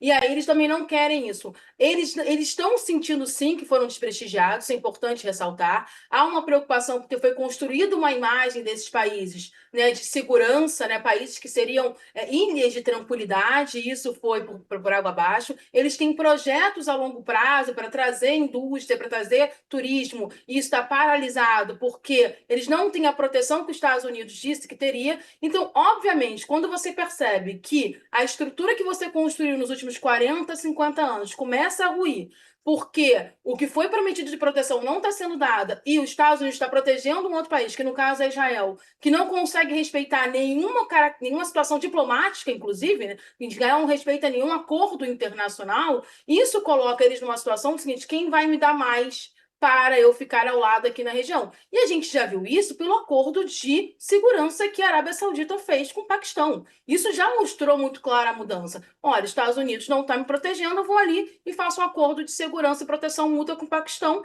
porque é um player regional e tem os mesmos interesses que eu na normalização aqui da região. Porque a região está completamente conflagrada. E a gente vê os danos, inclusive a indústria de petróleo, muito grandes. Assim, a Arábia Saudita nem tanto, agora está mais por causa do fechamento ali do Mar Vermelho. Mas refinarias foram explodidas, literalmente, no Bahrein. O Catar está parando praticamente a sua produção de gás, porque não consegue escoar essa produção. Então, assim, não há ideologia que sustente quando as questões econômicas colapsam. Os Estados Unidos vendeu para essa região que, se ele tivesse bases ali, ele manteria o controle e esses países poderiam se desenvolver. E está acontecendo exatamente o contrário. Inclusive, tem um memorando da CIA mostrando, né, que aí, por isso que a gente está falando da Rússia, né, que vários escritórios da CIA no Oriente Médio foram bombardeados pelo Irã, porque o Irã conseguiu a localização. Esses escritórios eram em prédios comerciais. Então, imagina, você está num prédio comercial e o prédio vem um drone e bombardeia ele, porque tem um escritório da CIA e, em momento algum, os Estados Unidos falou assim: não, vamos te proteger, isso não vai mais acontecer. Não, é reincidente. Então, isso muda o mapa geopolítico e quem está ali no cantinho só esperando? A China. Eu vejo muito pessoal reclamando na internet assim: ah, mas a China não vai fazer nada. Gente, ela não parou de fazer um momento. Só que ela não é belicista. Ela tem uma estrutura bélica incrível, ela tem um exército maravilhoso. Ela, se precisar dar o segundo tiro, ela vai dar. Mas ela trabalha economicamente. Então, assim, ó, ele não está te dando proteção, não se preocupa, não. Eu te dou infraestrutura, tecnologia e proteção. E aí vão se construindo uma série de acordos e ela vai aumentando os seus tentáculos na região. E ela está aumentando. Então, os Estados Unidos perdeu demais ali. Ele só ninguém vai tirar ainda as suas bases, uma série de coisas, porque tem uma questão de poderio bélico. Esses países abriram mão dos seus poderios bélicos. Você só olhou o que a Jordânia se transformou por causa da base americana. E aí eles começam numa situação: precisamos fortalecer-nos belicamente, fazer acordos com outros parceiros para, a partir daí, abrir mão das nossas bases. Porque a realidade é que os Estados Unidos têm muito poder no mundo, não só porque ele é potência bélica, potência econômica, mas porque ele colocou uma casinha em cada lugar, né? É uma base em cada canto. Então, ele tem poder sobre os territórios. Ele tem muito poder sobre os territórios. Então, você tem uma quantidade enorme de contingente militar americano no Golfo, é sim também uma preocupação para eles, até de um rompimento mais forte. Mas ali a gente percebe que a pressão não funciona. Os Estados Unidos tentou pressionar a Arábia Saudita para assinar os acordos de Abraão, foi para o saco. Tentou utilizar o plano civil nuclear também, não deu certo. Então ele não consegue também pressionar tanto os países da região, porque os países não querem também se abrir completamente e se transformar num fantoche ali dos Estados Unidos, que não vai ter proteção alguma. Porque o grande problema do governo Trump é que ele não tem nenhuma fidelidade. Ele não tem fidelidade aos parceiros. Ele coloca o mundo abaixo do pé dos Estados Unidos. Quando você faz isso, você quebra um círculo de confiança, onde, a partir do momento que o outro país apresentar: ó, eu tenho isso aqui, você fica do meu lado, ele vai. Porque ele não tem proteção. E está muito claro que não tem. Então, assim, qual é a proteção que os Estados Unidos está dando para a Arábia Saudita para ela conseguir escoar a produção no Mar Vermelho? Nenhuma. A gente não ouve falar de uma grande proteção. Ah, bombardeamos aqui, Sana. Tá, mas vocês estão bombardeando o tempo todo. Qual é a proteção real? Qual é a proteção dos gasodutos, dos oleodutos? Não tem. Ele não consegue sequer fazer uma estratégia de proteção nessa região. E aí esses países, percebendo o abandono, começam a fazer outros acordos, inclusive entre si, para se fortalecer e não ter a necessidade dessa proteção externa que só fica no papel. Na prática, ela não existe. Deixa eu trazer para fechar essa visita, então, do presidente da Ucrânia, Volodymyr Zelensky, aos Estados Unidos. Ele chegou hoje, terça-feira, para uma reunião prevista com Donald Trump na Casa Branca, mas separadamente dessa reunião com Netanyahu. Zelensky tenta novamente convencer o presidente americano a ampliar o apoio a Kiev contra a Rússia. A guerra já dura mais de 4 anos e se intensificou nas últimas semanas. A Ucrânia recebeu ameaças de retaliação do Irã depois de atacar um navio cargueiro iraniano no Mar Cáspio. Esse episódio marca a primeira ligação direta entre as guerras na Ucrânia e no Irã. Bia, volto com você para saber a possibilidade, de fato, de essas guerras se unirem, se unificarem e a gente ter uma grande guerra mundial. Enfim, quais os objetivos de Zelensky a partir desse ato? De todos os cenários internacionais, esse é que está mais me preocupando.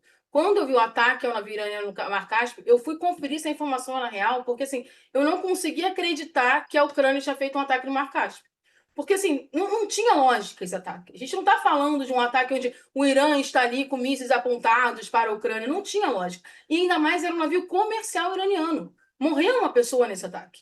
E aí o argumento da Ucrânia é de que estava carregando armas para a Rússia. Mesmo que estivesse, se são armas compradas legalmente, não há problema nenhum. Porque por essa lógica eu também posso atacar embarcações europeias, ocidentais, porque estão levando armamento para a Ucrânia, dentro de um determinado contrato econômico.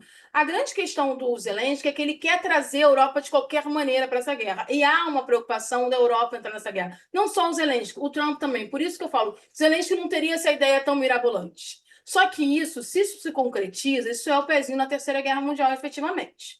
Né? É o pezinho bélico. Por quê? Porque você vai trazer a guerra da Ucrânia e Rússia, que é uma guerra que está muito violenta, que está chegando ao seu ápice, onde todos os dias há bombardeios severos entre os países, e uma guerra com o Irã, colocando Estados Unidos e Israel ali, que é tudo que o Netanyahu também quer. Você unifica essas guerras. E qual é o argumento da Ucrânia? Que a Coreia do Norte, que tem um acordo efetivo, né, de proteção mútua com a Rússia, a Coreia do Norte, a Rússia, a China e o Irã estão juntos numa discussão bélica para ganhar as guerras. Ou seja, há um interesse tanto da China, da Rússia, do Irã, que essas guerras sejam ganhas, e isso é para tentar acabar com o Ocidente. Eles têm isso, que depois dessas guerras eles vão avançar sobre o Ocidente. No caso do Irã, eles dizem que eles vão avançar sobre Israel e os parceiros americanos, e no caso da Ucrânia, que eles vão tomar a Europa, né? Que o Putin vai sair pegando a Europa. A única forma que o Zelensky está vendo, né, e o Trump também, de trazer a OTAN efetivamente para essa guerra,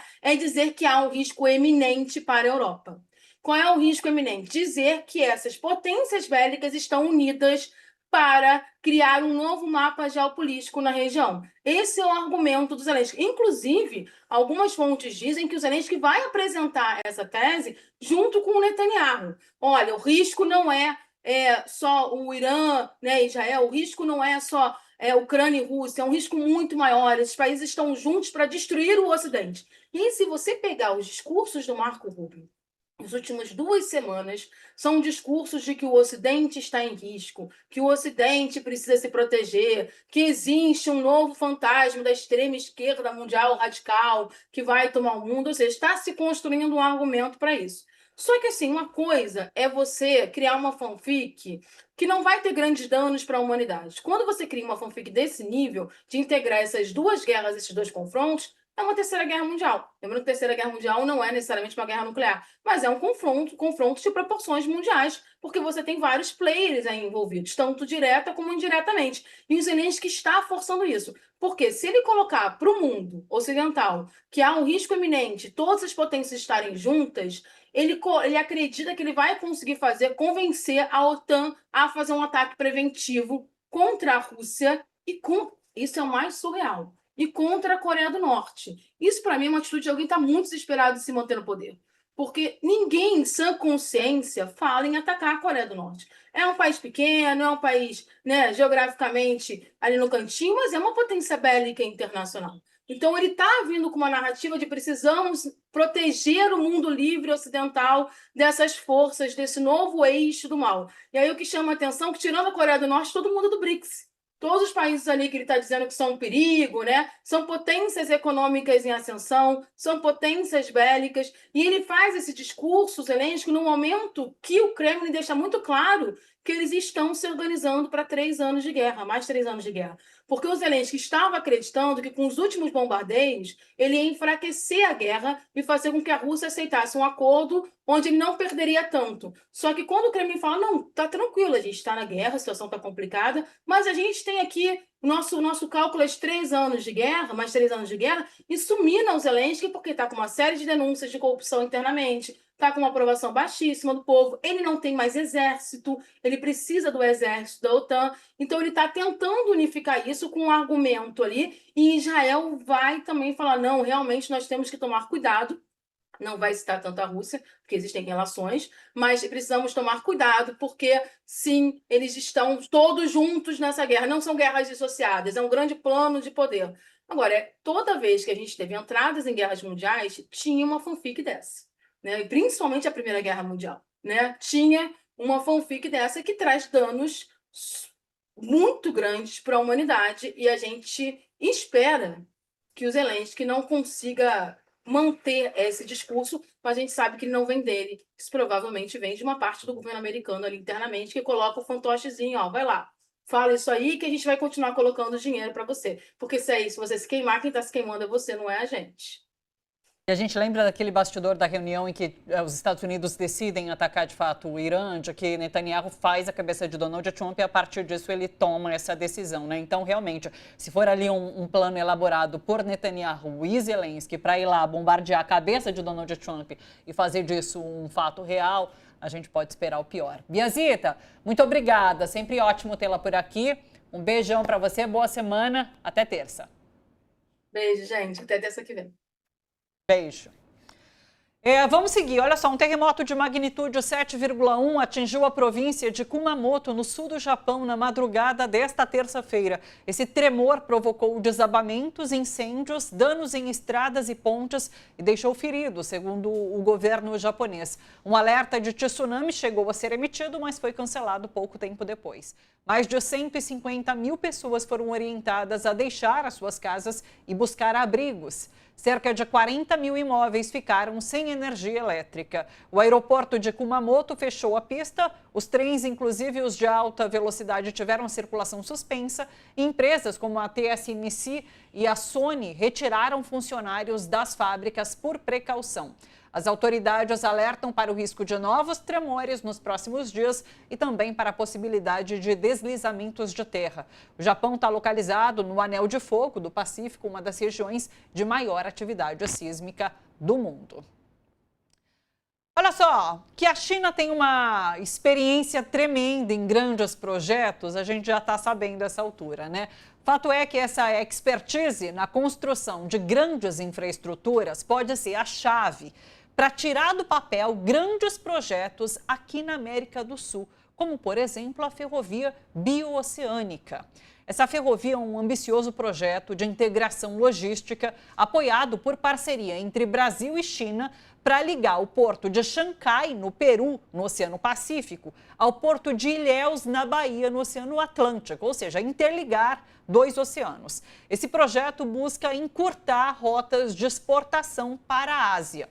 O interessante aqui é que a China tem um modelo que pode servir de exemplo de como essa ferrovia pode funcionar. É a Qinghai-Tibete, o famoso trem do céu, que cruza o Planalto tibetano a mais de 5 mil metros de altitude, superando ar rarefeito, solo congelado.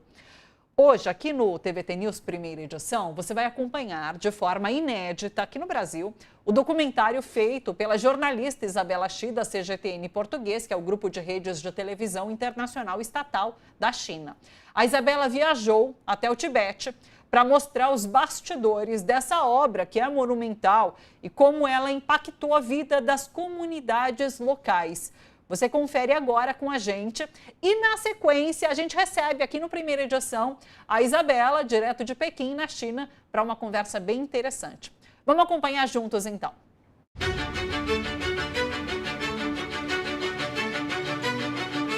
Se você acompanha os megaprojetos globais, certamente já ouviu falar da ferrovia bioceânica.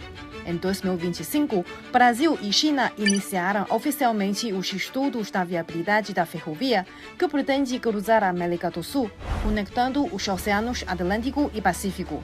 E países como Peru, Colômbia e Chile também passaram a discutir as possíveis formas de cooperação.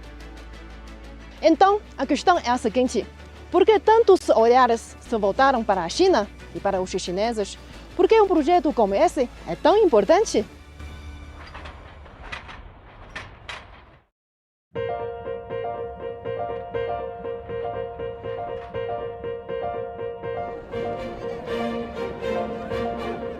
Eu acredito que a resposta pode ser encontrada no Planalto Qinghai-Xizang.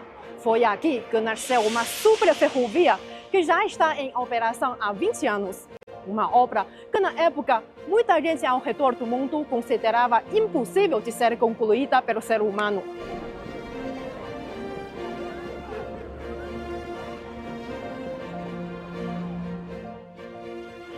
Estou falando da ferrovia Qinghai-Xizang, que liga o interior da China a Lhasa, capital da região autônoma de Xizang, um lugar que para muita gente parece saído de um sonho. E hoje vamos começar pela origem dessa história e revisitar uma questão fundamental: como um trem que atravessa o chamado dedo do mundo conseguiu superar os limites da engenharia humana? Bora!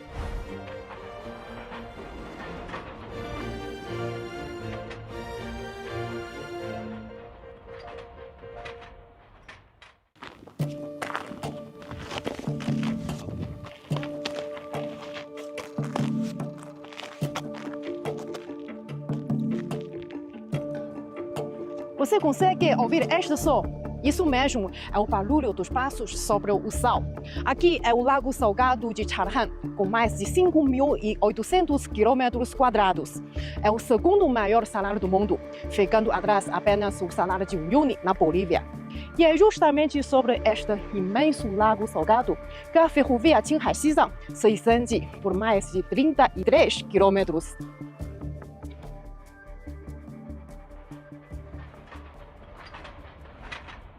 Debaixo dessa crosta de sal, que parece tão resistente, há cavernas e sumidouros por toda parte. O peso dos trilhos e dos trens poderia a qualquer momento romper a crosta de sal e fazer toda a estrutura afundar.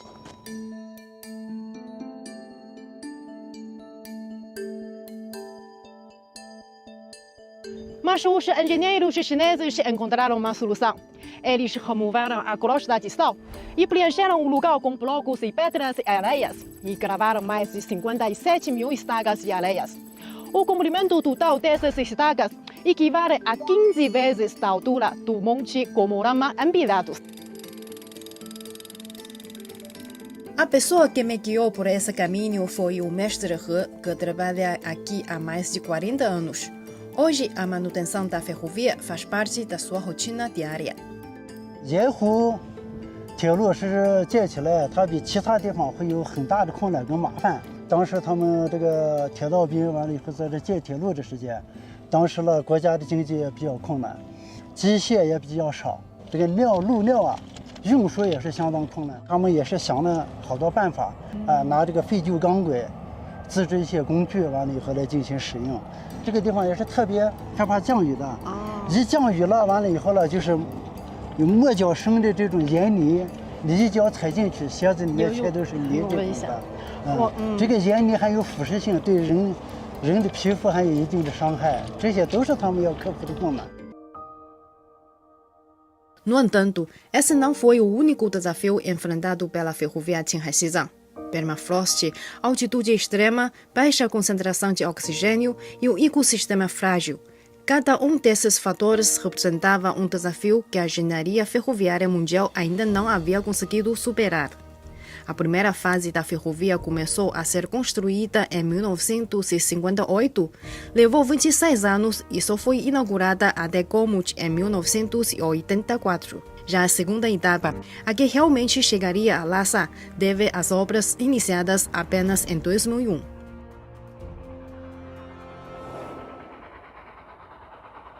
Esse intervalo de 20 anos não aconteceu por falta de vontade política, mas por causa da enorme complexidade do projeto.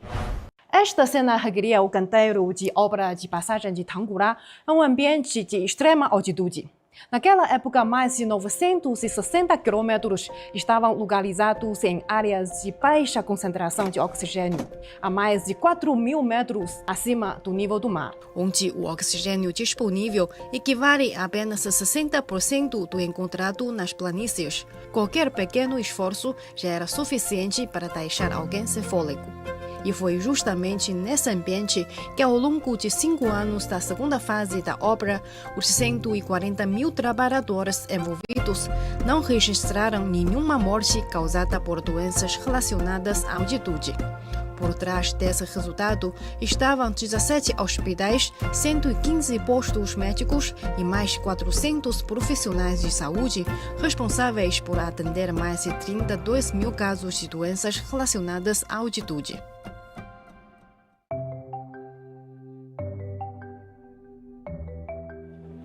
Estou agora no cérebro desta linha celestial, o centro de comando e controle da ferrovia Qinghai-Xizang. Os trens, os equipamentos e toda a segurança dos 1.956 quilômetros da ferrovia depende deste centro, que opera 24 horas por dia. Nos 20 anos desde a entrada na operação completa em 2006, a ferrovia Qinghai-Xizang evoluiu do controle manual para um sistema moderno de agendamento automatizado inteligente. 您在这里也工作了将近30年，指挥中心有没有经历技术升级啊？我经历了蒸汽机车、内燃机车、电力机车，一直到现在的动车组，应该说这种变化还是巨大的，是让人感觉到非常震撼的一种。我们青藏铁路，尤其天路段1142公里，目前呢有58个站点，其中只有5个是有人驻守的车站。如果要保障这个列车运行的安全，而且又实现这个进路的准确控制，列车按照我们的列车运行图正常运行，那就需要依托我们先进的，比如说调度集中，包括有先进的通讯技术来支撑我们车对车、地对车、地对地的一个通信保障，包括还有这个先进的这个控制技术，遥测、遥信，那么这些都保障了我们可以在这儿千里之外遥控指挥。Acho o presente da ferrovia Qinghai-Xizang. Ela não apresenta um ponto final depois de ser concluída, mas uma obra em constante evolução. A ferrovia se torna cada vez mais segura e inteligente, utilizando a tecnologia de ponta para proteger este dragão de aço que atravessa o dedo do mundo. Agora vamos até a estação de Gomod para vivenciar de perto esta ferrovia celestial. É aqui que todos os trens que seguem para Xizang passam pela preparação final. Recebem suprimento de oxigênio e trocam de locomotiva, funcionando na prática como um posto de reabastecimento ao longo de roda. Torça por gente!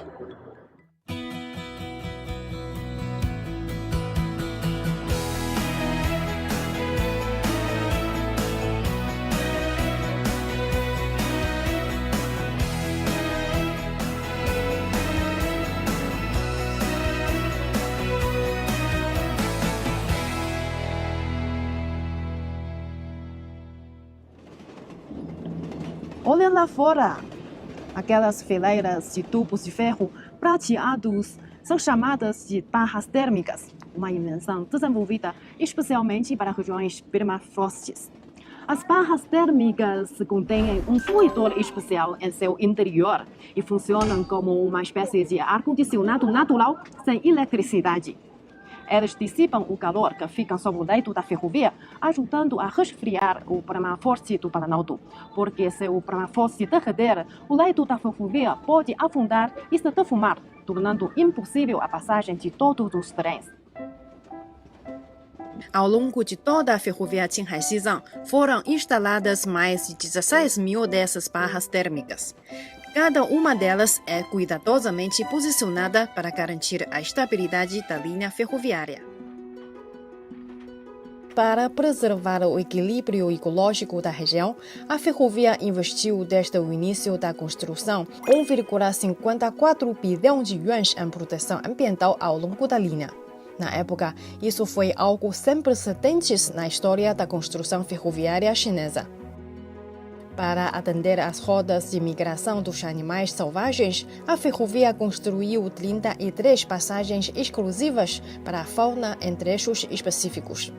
Essas travessias foram praticamente desenhadas sob medida para os hábitos das diferentes espécies. Hoje, a taxa de utilização dessas passagens saltou de 56% em 2004 para impressionantes 100%. A capacidade de adaptação dos animais pode ser muito maior do que nós imaginamos. Olha só, alguns animais estão circulando tranquilamente tão perto dos trilhos. É incrível, não é? Parece que eles já acostumaram a conviver em paz com os trens. E o mais impressionante ainda é que, graças aos esforços de preservação, a população de antílopes tibetanos se recuperou de menos de 20 mil animais na década de 1990 para cerca de 70 mil atualmente. Agora são quase 6 horas da tarde. O trem acaba de sair da estação de Nachi. Estamos cada vez mais perto de Lhasa. Ao longo de toda a viagem, não paramos de nos impressionar com a paisagem majestosa do Planalto Qinghai-Xizang, mas também sentimos a dureza desse ambiente.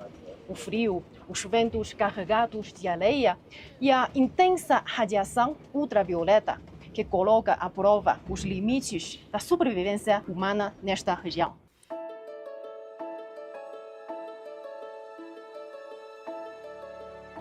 Mesmo assim, de vez em quando, avistamos ao longe alguém nos saudando em posição de sentido. Eles vestem coletes refletores e permanecem solitários nesse planalto árido, a quase 5.000 metros de altitude, sem vilarejos atrás e sem cidade à frente. Eles são os guardas da ferrovia Qinghai-Xizang. Nesses poucos segundos de olhar cruzado, eu sinto que, como se pudesse enxergar neles todos os construtores desta ferrovia celestial. Todos eles merecem respeito, reconhecimento e homenagem.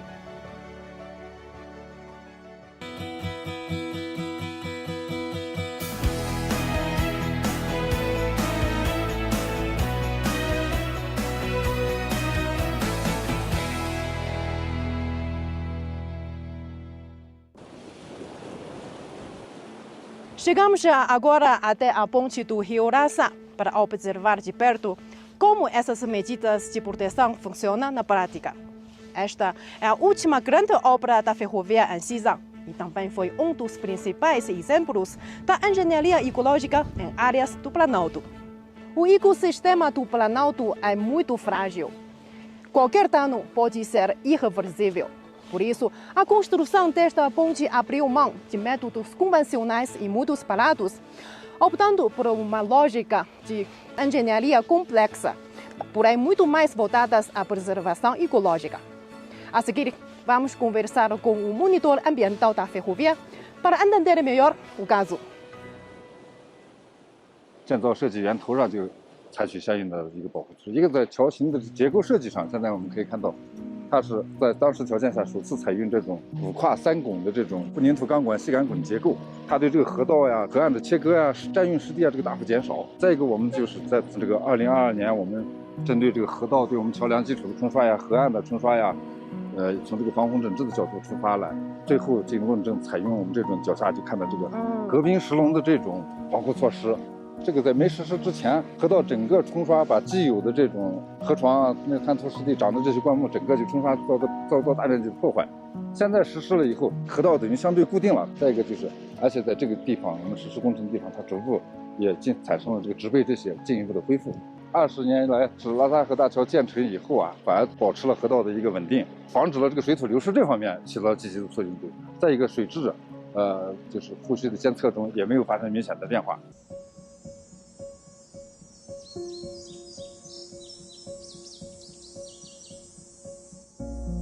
As áreas úmidas de Lalu, localizadas a apenas alguns quilômetros do Palácio de Budala, continuam sendo um paraíso para as aves. e os verdadeiros pulmões de Lhasa. 20 anos atrás, muitos temiam que a ferrovia Qinghai-Xizang destruísse o ecossistema do Planalto. 2 décadas depois, a realidade está diante dos nossos olhos. A ferrovia transformou o transporte, mas preservou a pureza e a vitalidade desta terra.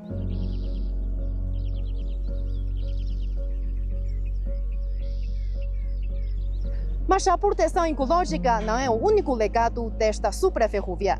Quando o trem chegou ao Planalto, como mudou a vida das pessoas que moram aqui?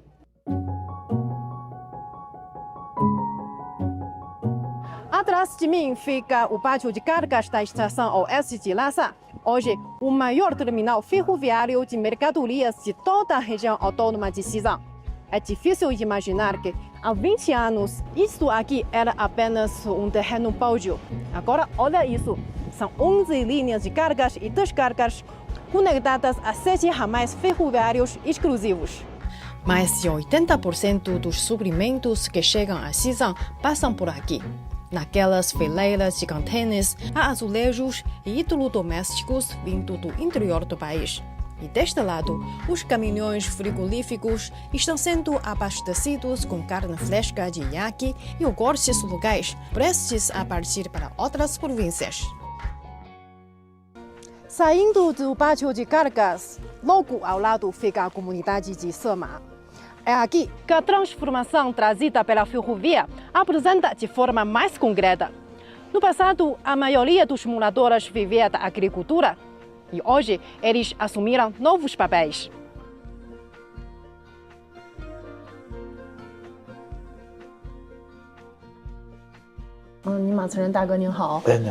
色马村过去在以前是一个什么样的面貌？以前也是就这个京藏铁路公司没通之前是，我们这边的房子也是都是土房的那种房子，收入来源也是没有，都是一年四季这个也是耕地。06年的时候京藏铁路通了，我们也是这边07年的时候成立一个公司，物流公司，60%有了。都加到物流公司这个有些我们提供装修公司、装修工，还有运输。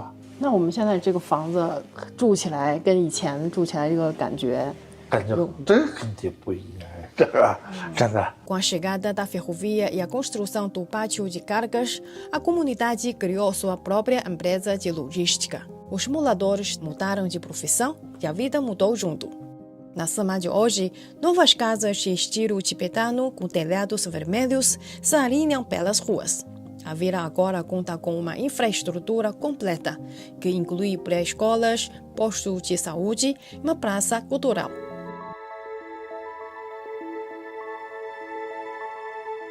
A aldeia de Zhangxiong é uma comunidade pastoral no Planalto que há gerações tira seu sustento dos iaques.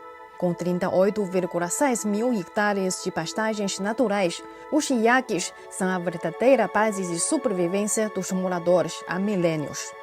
Com a chegada da ferrovia Qinghai-Xizang, a pecuária local e o jeito de vida foram mudando pouco a pouco. 罗坚灿书记你好。你好。我们看到我们这个藏雄村非常的美丽，现在有多少户村民？308户子。2000多户人，以那个靠牧业靠为主生活的，都是放牦牛的。2023年开始成立了一个牧业养殖合作，每家每户都是就业，有就业，有年底有收入，比如说家庭牧场那些都有，牛奶肉这些都会集中送过来我们的养殖场，然后我们集中卖过去这样。老师你也现在看到的，村里都是那个马路对吧？路都通得这么好，然后就游客也越来越多，然后就各方面销售各方面现在越来越好。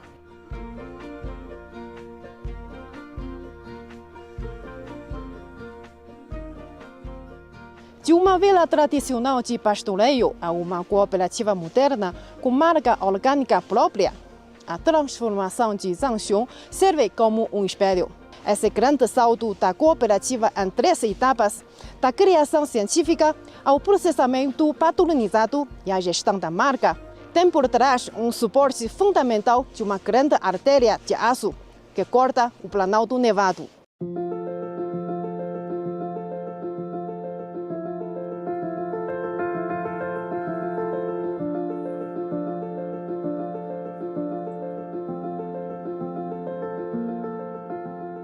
Ao longo de toda essa jornada, vimos muitas mudanças reais. Acho que já encontramos a nossa própria resposta. O que a ferrovia Qinghai-Xizang transformou não foi a pureza desta terra, mas sim a nossa maneira de enxergar a relação entre o desenvolvimento e a natureza.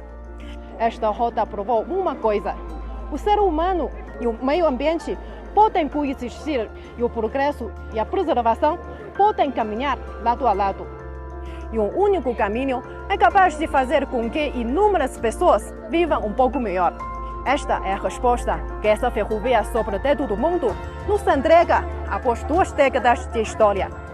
E também é o motivo pelo qual a China valoriza cada escada, cada ponte, cada canto mais remoto, porque onde um caminho chega, a esperança chega junto.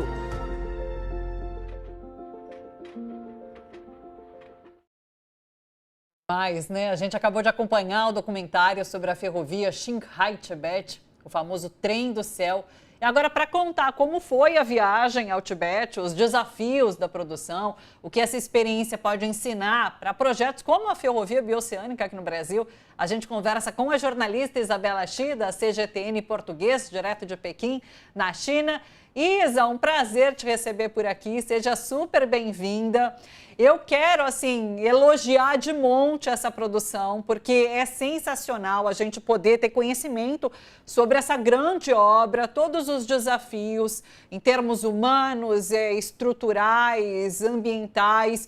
E eu queria começar com essa pergunta bem genérica. Eu queria que você relatasse sobre o que mais te marcou nessa jornada. E também, de um ponto de vista humano, técnico, conta pra gente como foi essa experiência. Boa noite para você por aí. Bom dia, Dalida, saudade. E bom dia também para Laura e Eduardo. Que bom, esta vez a gente pode conversar pessoalmente, face a face. Primeiro, queria agradecer esta oportunidade que a TVT oferece para a gente apresentar um pouco este documentário e também compartilhar um pouco a história atrás desse documentário, desse mega projeto. Eu gostaria de dizer que, na verdade, a intenção de fazer este documentário é mesmo para responder uma pergunta, porque como no início a gente mencionou que China e o Brasil iniciaram no ano passado o estudo de viabilidade desta ferrovia bioceânica, é um mega projeto. Então, eu tenho esta curiosidade sobre a construção de uma ferrovia de dimensão dessa. E outra coisa é que este ano marca os 20 anos de operação completa dessa ferrovia. Essa ferrovia, na verdade, foi construída, a construção dele passou por mais de 40 anos, quatro décadas de dedicação, de esforços. Então, eu gostaria de conhecer de perto quais desafios a China enfrentava e como a China conseguiu encontrar soluções para estes desafios, como a gente mais dá mais atenção é o ecossistema frágil, permafrost, baixa concentração de oxigênio, muitas dificuldades, na verdade, a China enfrentava na sua construção. Então, este é o ponto que este documentário gostaria de apresentar. E depois de ter assistido deste documentário, acho que muitas perguntas já têm respostas. O segundo ponto, a gente fez este documentário é para conhecer quais transformações de uma infraestrutura podia trazer para pessoas locais, porque a gente sempre fala que a China tem uma visão de longo prazo. Isso porque muitos resultados positivos ou os benefícios, resultados positivos ou negativos, só podem ser perceptíveis depois de um tempo. Então, acho que esses 20 anos é um bom tempo para a gente observar de perto quais benefícios realmente essa ferrovia trouxe para o povo tibetano. E o último ponto é que eu realmente, pessoalmente, gostaria de conhecer Tibete. Mas a gente hoje não chama Tibete como Tibete, porque Tibete é um nome ocidental. os ocidentais que deram para Xizang, essa região Xizang. Então, eu gostaria de conhecer o povo tibetano para conhecer eles, porque eu pessoalmente tive a preocupação de como o povo tibetano enxerga esse desenvolvimento, porque as narrativas que a gente vê, a gente lê através das imprensas internacionais, dizem que o povo tibetano é reprimidos, perseguidos pelo governo central. Então, eu tive esta preocupação. Mas depois de eu conseguir conhecer pessoalmente com meus olhos, nossa, eu fiquei muito impressionada com a transformação de toda a região e com a felicidade que o povo tibetano vive hoje, porque muita gente sabe que Tibete, Xizang, era um regime de servos, é uma sociedade escravista. Então, agora a gente pode ver como o povo tibetano vive com a transformação que uma ferrovia trouxe para ela. Eu acho que é o objetivo que este documentário gostaria de mostrar. E, na verdade, este documentário tem 2 episódios e tem uma versão completa de 30 minutos para encarar estas respostas. E, mais uma vez, agradeço esta oportunidade. Documentário que vai ser exibido aqui na nossa programação também, esses 2 episódios completos, 15 minutos, totalizando meia hora, você vai poder ver aqui também em outros momentos. Achei sensacional essa entrevista agora no final com um moço super novo, né, um jovem ali no vilarejo, no Planalto tibetano, em que ele fala sobre como mudou a vida dos moradores ali daquele vilarejo. É realmente sensacional, é muito bacana. Vou passar para a Laura, para a Edu, para comentários, para questionamentos. Laura, por favor. Filme lindo, que documentário maravilhoso. Nós temos aqui no Brasil, por incrível que pareça, essa desconfiança de tudo que vem do Estado. O que vem do Estado é ruim, o que vem do Estado é ineficiente. E vocês só dão demonstrações de como o Estado pode ser transformador e beneficiar a população, e beneficiar o meio ambiente, e beneficiar, enfim, as pessoas que sofrem. Eu queria perguntar para você, você acha que essa obra seria possível se fosse levada por empresas privadas? Eu confesso que sim, na verdade sim, porque a China também tomou como referência as experiências da Alemanha, do Japão, da França, e tem como Siemens, essas empresas também são pioneiros na construção de ferrovia, mas confesso que mas, na verdade, para um megaprojeto, uma ferrovia desse tamanho, com certeza necessita de engajamento do governo. Aqui eu cito um dado, porque a gente sabe que a malha ferroviária total da China já ultrapassa 160 mil quilômetros aqui na China, e entre eles 50 mil quilômetros são trem-bala, e representa 70% da malha ferroviária mundial.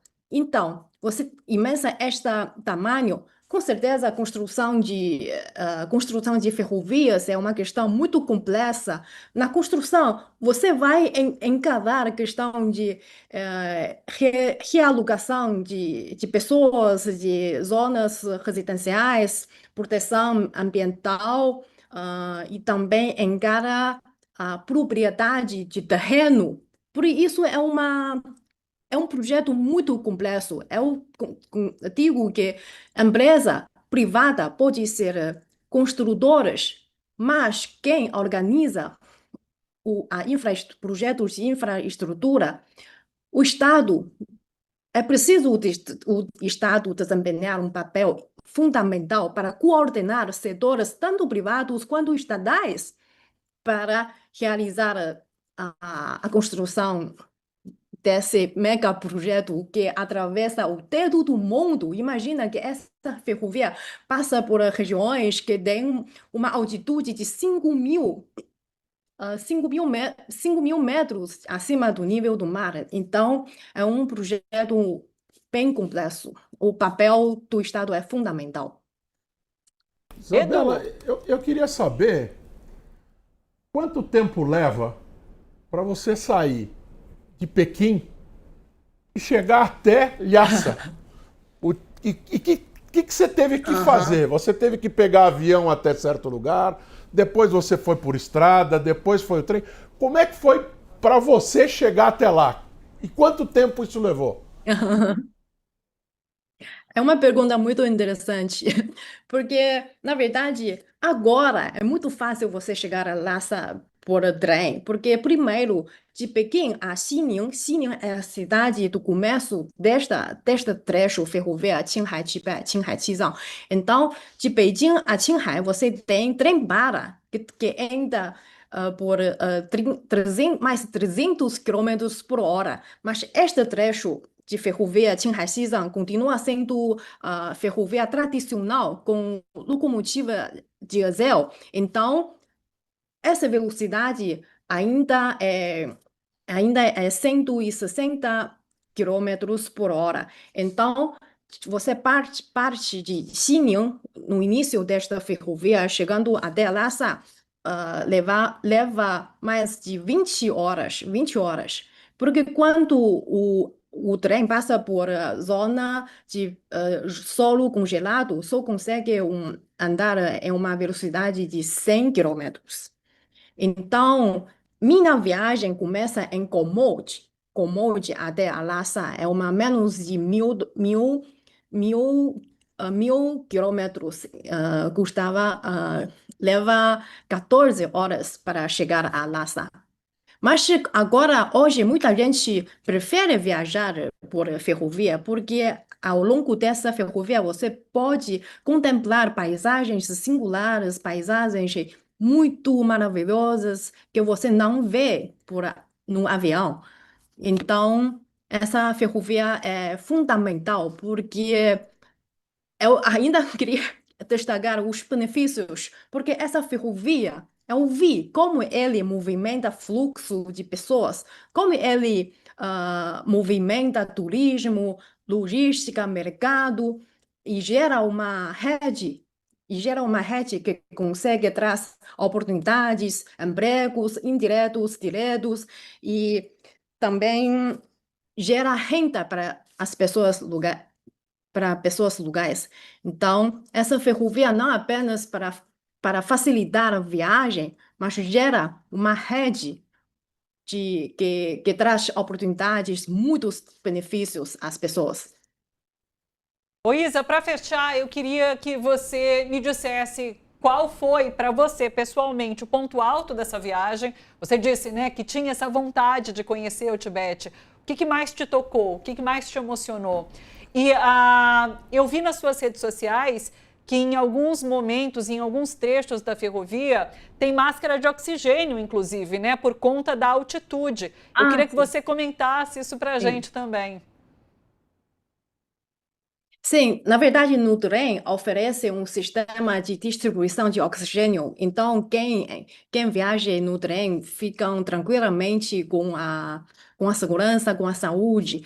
E durante a viagem, o que mais me impactou são as pessoas, são os trabalhadores, os funcionários que hoje ainda trabalham para esta ferrovia, tanto na manutenção, gestão operacional, e você vê neles um espírito de dedicação. Eu acho que isso carrega um espírito especial de membro dos partidos, na verdade, porque agora, neste ano, começa uma educação de membros dos partidos para aumentar aquele senso de dedicação. E eu vi com meus olhos nessas pessoas esse espírito, esse espírito não sacrifício, mas dedicação total ao seu trabalho. Inclusive, aquele jovem tibetano que hoje é um secretário de partido, é um chefe de aldeia que cuida 200 famílias com 2.000 moradores locais. Você vê como ele queria trabalhar tanto para desenvolver a indústria de produtos iaques, para assim pode gerar mais rendas às pessoas locais. Acho que essas pessoas me tocam bastante. E outra coisa é no Tibete, é na Lhasa, quando eu consegui passear um pouco pelo centro da cidade, eu, por acaso, encontrei uma pequena cerimônia de pensão de monges tibetanos. Então, as pessoas ao meu redor, são povos tibetanos, são muito abertos, simpáticos comigo, queria que eu experimentasse essa cultura deles, essa cultura tibetana. Então, eu queria dizer que sobre quando a liberdade religiosa, liberdade de culto, de religião, você vê as pessoas hoje desfrutam de uma liberdade maior do que antes para esse culto, porque é mais fácil você viajar, você ir àquele templo sagrado em Lhasa, porque no passado os monges, as pessoas comuns, era difícil para eles viajar para Lhasa, eles só conseguiram andar de pé. Mas hoje, com ferrovia, com estradas, você vê que eles podem fazer esse culto na cidade sagrada, nos templos sagrados. Eu acho que tudo isso me tocou. E então, eu recomendo muito vocês um dia conheçam Lhasa e Tibete, Xizang. E também gostaria... Queremos. Já está aberto para a gente ir? Quando é que pode ir? O Tibete, essa é uma viagem que qualquer turista pode fazer, inclusive. Sim, na ferrovia, no trem, eu encontrei estrangeiros que falam espanhol, alemão. Você, com certeza, é preciso um pedido, mas é muito fácil para você viajar lá. É aberto. Perfeito. Muito bem, muito bem. Isa, parabéns mais uma vez pela viagem, pelo documentário. Muito obrigada pela parceria. Um grande abraço para você e até uma próxima, amiga. Tchau, tchau. Muito obrigada, gente. Até. Isabela Chia aqui com a gente, da CGTN Português, direto de Pequim, falando sobre essa obra extraordinária na China. Eu estava olhando aqui. Lhasa tem 300 mil pessoas. Então não é um país de 1 bilhão e 400 milhões. Sim. Não criou isso aí para 100 milhões de pessoas. Criou para 1 milhão de pessoas. Tanto para levar quanto para trazer. Só o Estado faz essas coisas. Não, mas eu quero pegar e lembrar que teve uma composição da CPTM de São Paulo. A comparação é brutal. Que pegou fogo e quase matou as pessoas ali, porque foi feita uma privatização sem nenhum controle, Quer dizer, é isso que a China está mostrando. Quer dizer, o Estado é fundamental. Imagina se pusesse, sem o controle do Estado, constrói uma ferrovia. Os caras iam passar rasgando em cima dos bichos, em cima das comunidades indígenas. Em cima das comunidades indígenas, em cima... O Estado é fundamental para colocar lógica e respeito ao ser humano e à natureza. Então, eu acho isso... Olha, perto do que nós vivemos aqui no Brasil, isso aí simplesmente um sonho, né? É um sonho de civilização. É um espetáculo, realmente. E lembrando que a Bioceânica, a ferrovia, ela é uma parceria Brasil-China. Então, assim, a gente conta com tudo que a gente viu a partir dessa ferrovia sendo implementado de alguma forma aqui no Brasil, né? Com respeito, de fato, ao meio ambiente, à comunidade, porque a polêmica em relação à construção, há várias polêmicas em relação à construção dessa ferrovia, que passam justamente por comunidades indígenas. A Amazônia é uma ferrovia que vai cortar a Amazônia, então tem essa preocupação ambiental. Então são várias as preocupações que esse exemplo da ferrovia chinesa nos mostra que é possível superar de forma positiva. Então é com isso que a gente está contando. E, Thalita, só para a gente notar, a Transamazônica, que foi o grande projeto de integração nacional da ditadura, não está concluída até hoje. Quer dizer, não está concluída e é uma destruição enorme que a Transamazônica operou. Também acho importante notar que o jeito que os chineses fizeram é pela via da ferrovia, porque você controla muito mais o que é que vai acontecer com o meio ambiente com ferrovia do que com estrada, porque a estrada você para e começa a derrubar, entra o caminhão, põe o correntão e derruba tudo. Então, com a ferrovia, não, com a ferrovia você tem condições de chegar e falar assim, eu quero que aqui exista uma cidade, mas aqui não, porque aqui vai atravessar uma terra indígena, aqui não vai ter estação. Então, é muito importante notar que isso aí é uma forma de também se poder ter controle sobre que áreas vai impactar, são os ecossistemas que vai impactar e tal. Ferrovia é muito melhor do que rodovia. É só porque no Brasil nós fizemos essa opção estúpida pelo automóvel que nós estamos até hoje com aquela Transamazônica ali, inacabada e um desastre ambiental para além de tudo. Perfeito. Você traz esse ponto que inclusive é ressaltado por ambientalistas. Nesses últimos dias, com a exibição desse documentário, fui ler bastante sobre, e os ambientalistas, eles ressaltam justamente isso. A ferrovia, ela não causa tanto impacto quanto qualquer outro transporte, carro, caminhão, porque você escolhe onde vai ter parada, justamente. Você não tem um trânsito livre para qualquer um, para que possa fazer o que quiser, parar onde quiser, enfim, você tem ali as demarcações exatas de paradas para que isso seja controlado, minimamente controlado. Isso não cria cidades onde você pode ter uma destruição maior. As cidades só vão aparecer onde houver parada de trem. Exato. É isso, pessoal.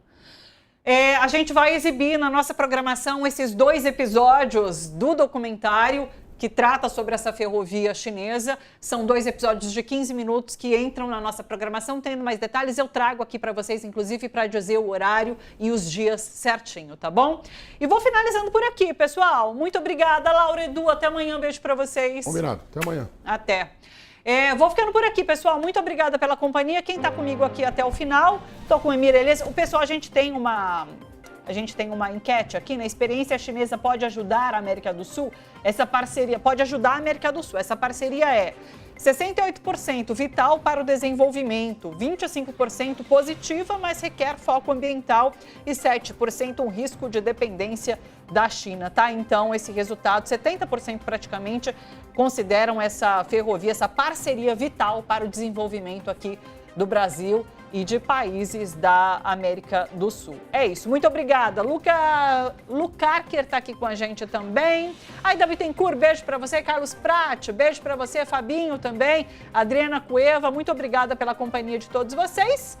Valeu, Emir Elias, falou, valeu, Thalita, bancada, amigos, obrigado pelo jornal e pelo chat. O Emir que está sempre interagindo aqui no chat. Pessoal, hoje mais tarde, às 4 horas, tem TVT News segunda edição com Dom Ernesto por aqui. Mais notícias, mais informação, mais análise. Eu volto amanhã às 10h30 e te espero por aqui também, tá certo? Beijo grande e até lá. Tchau, tchau.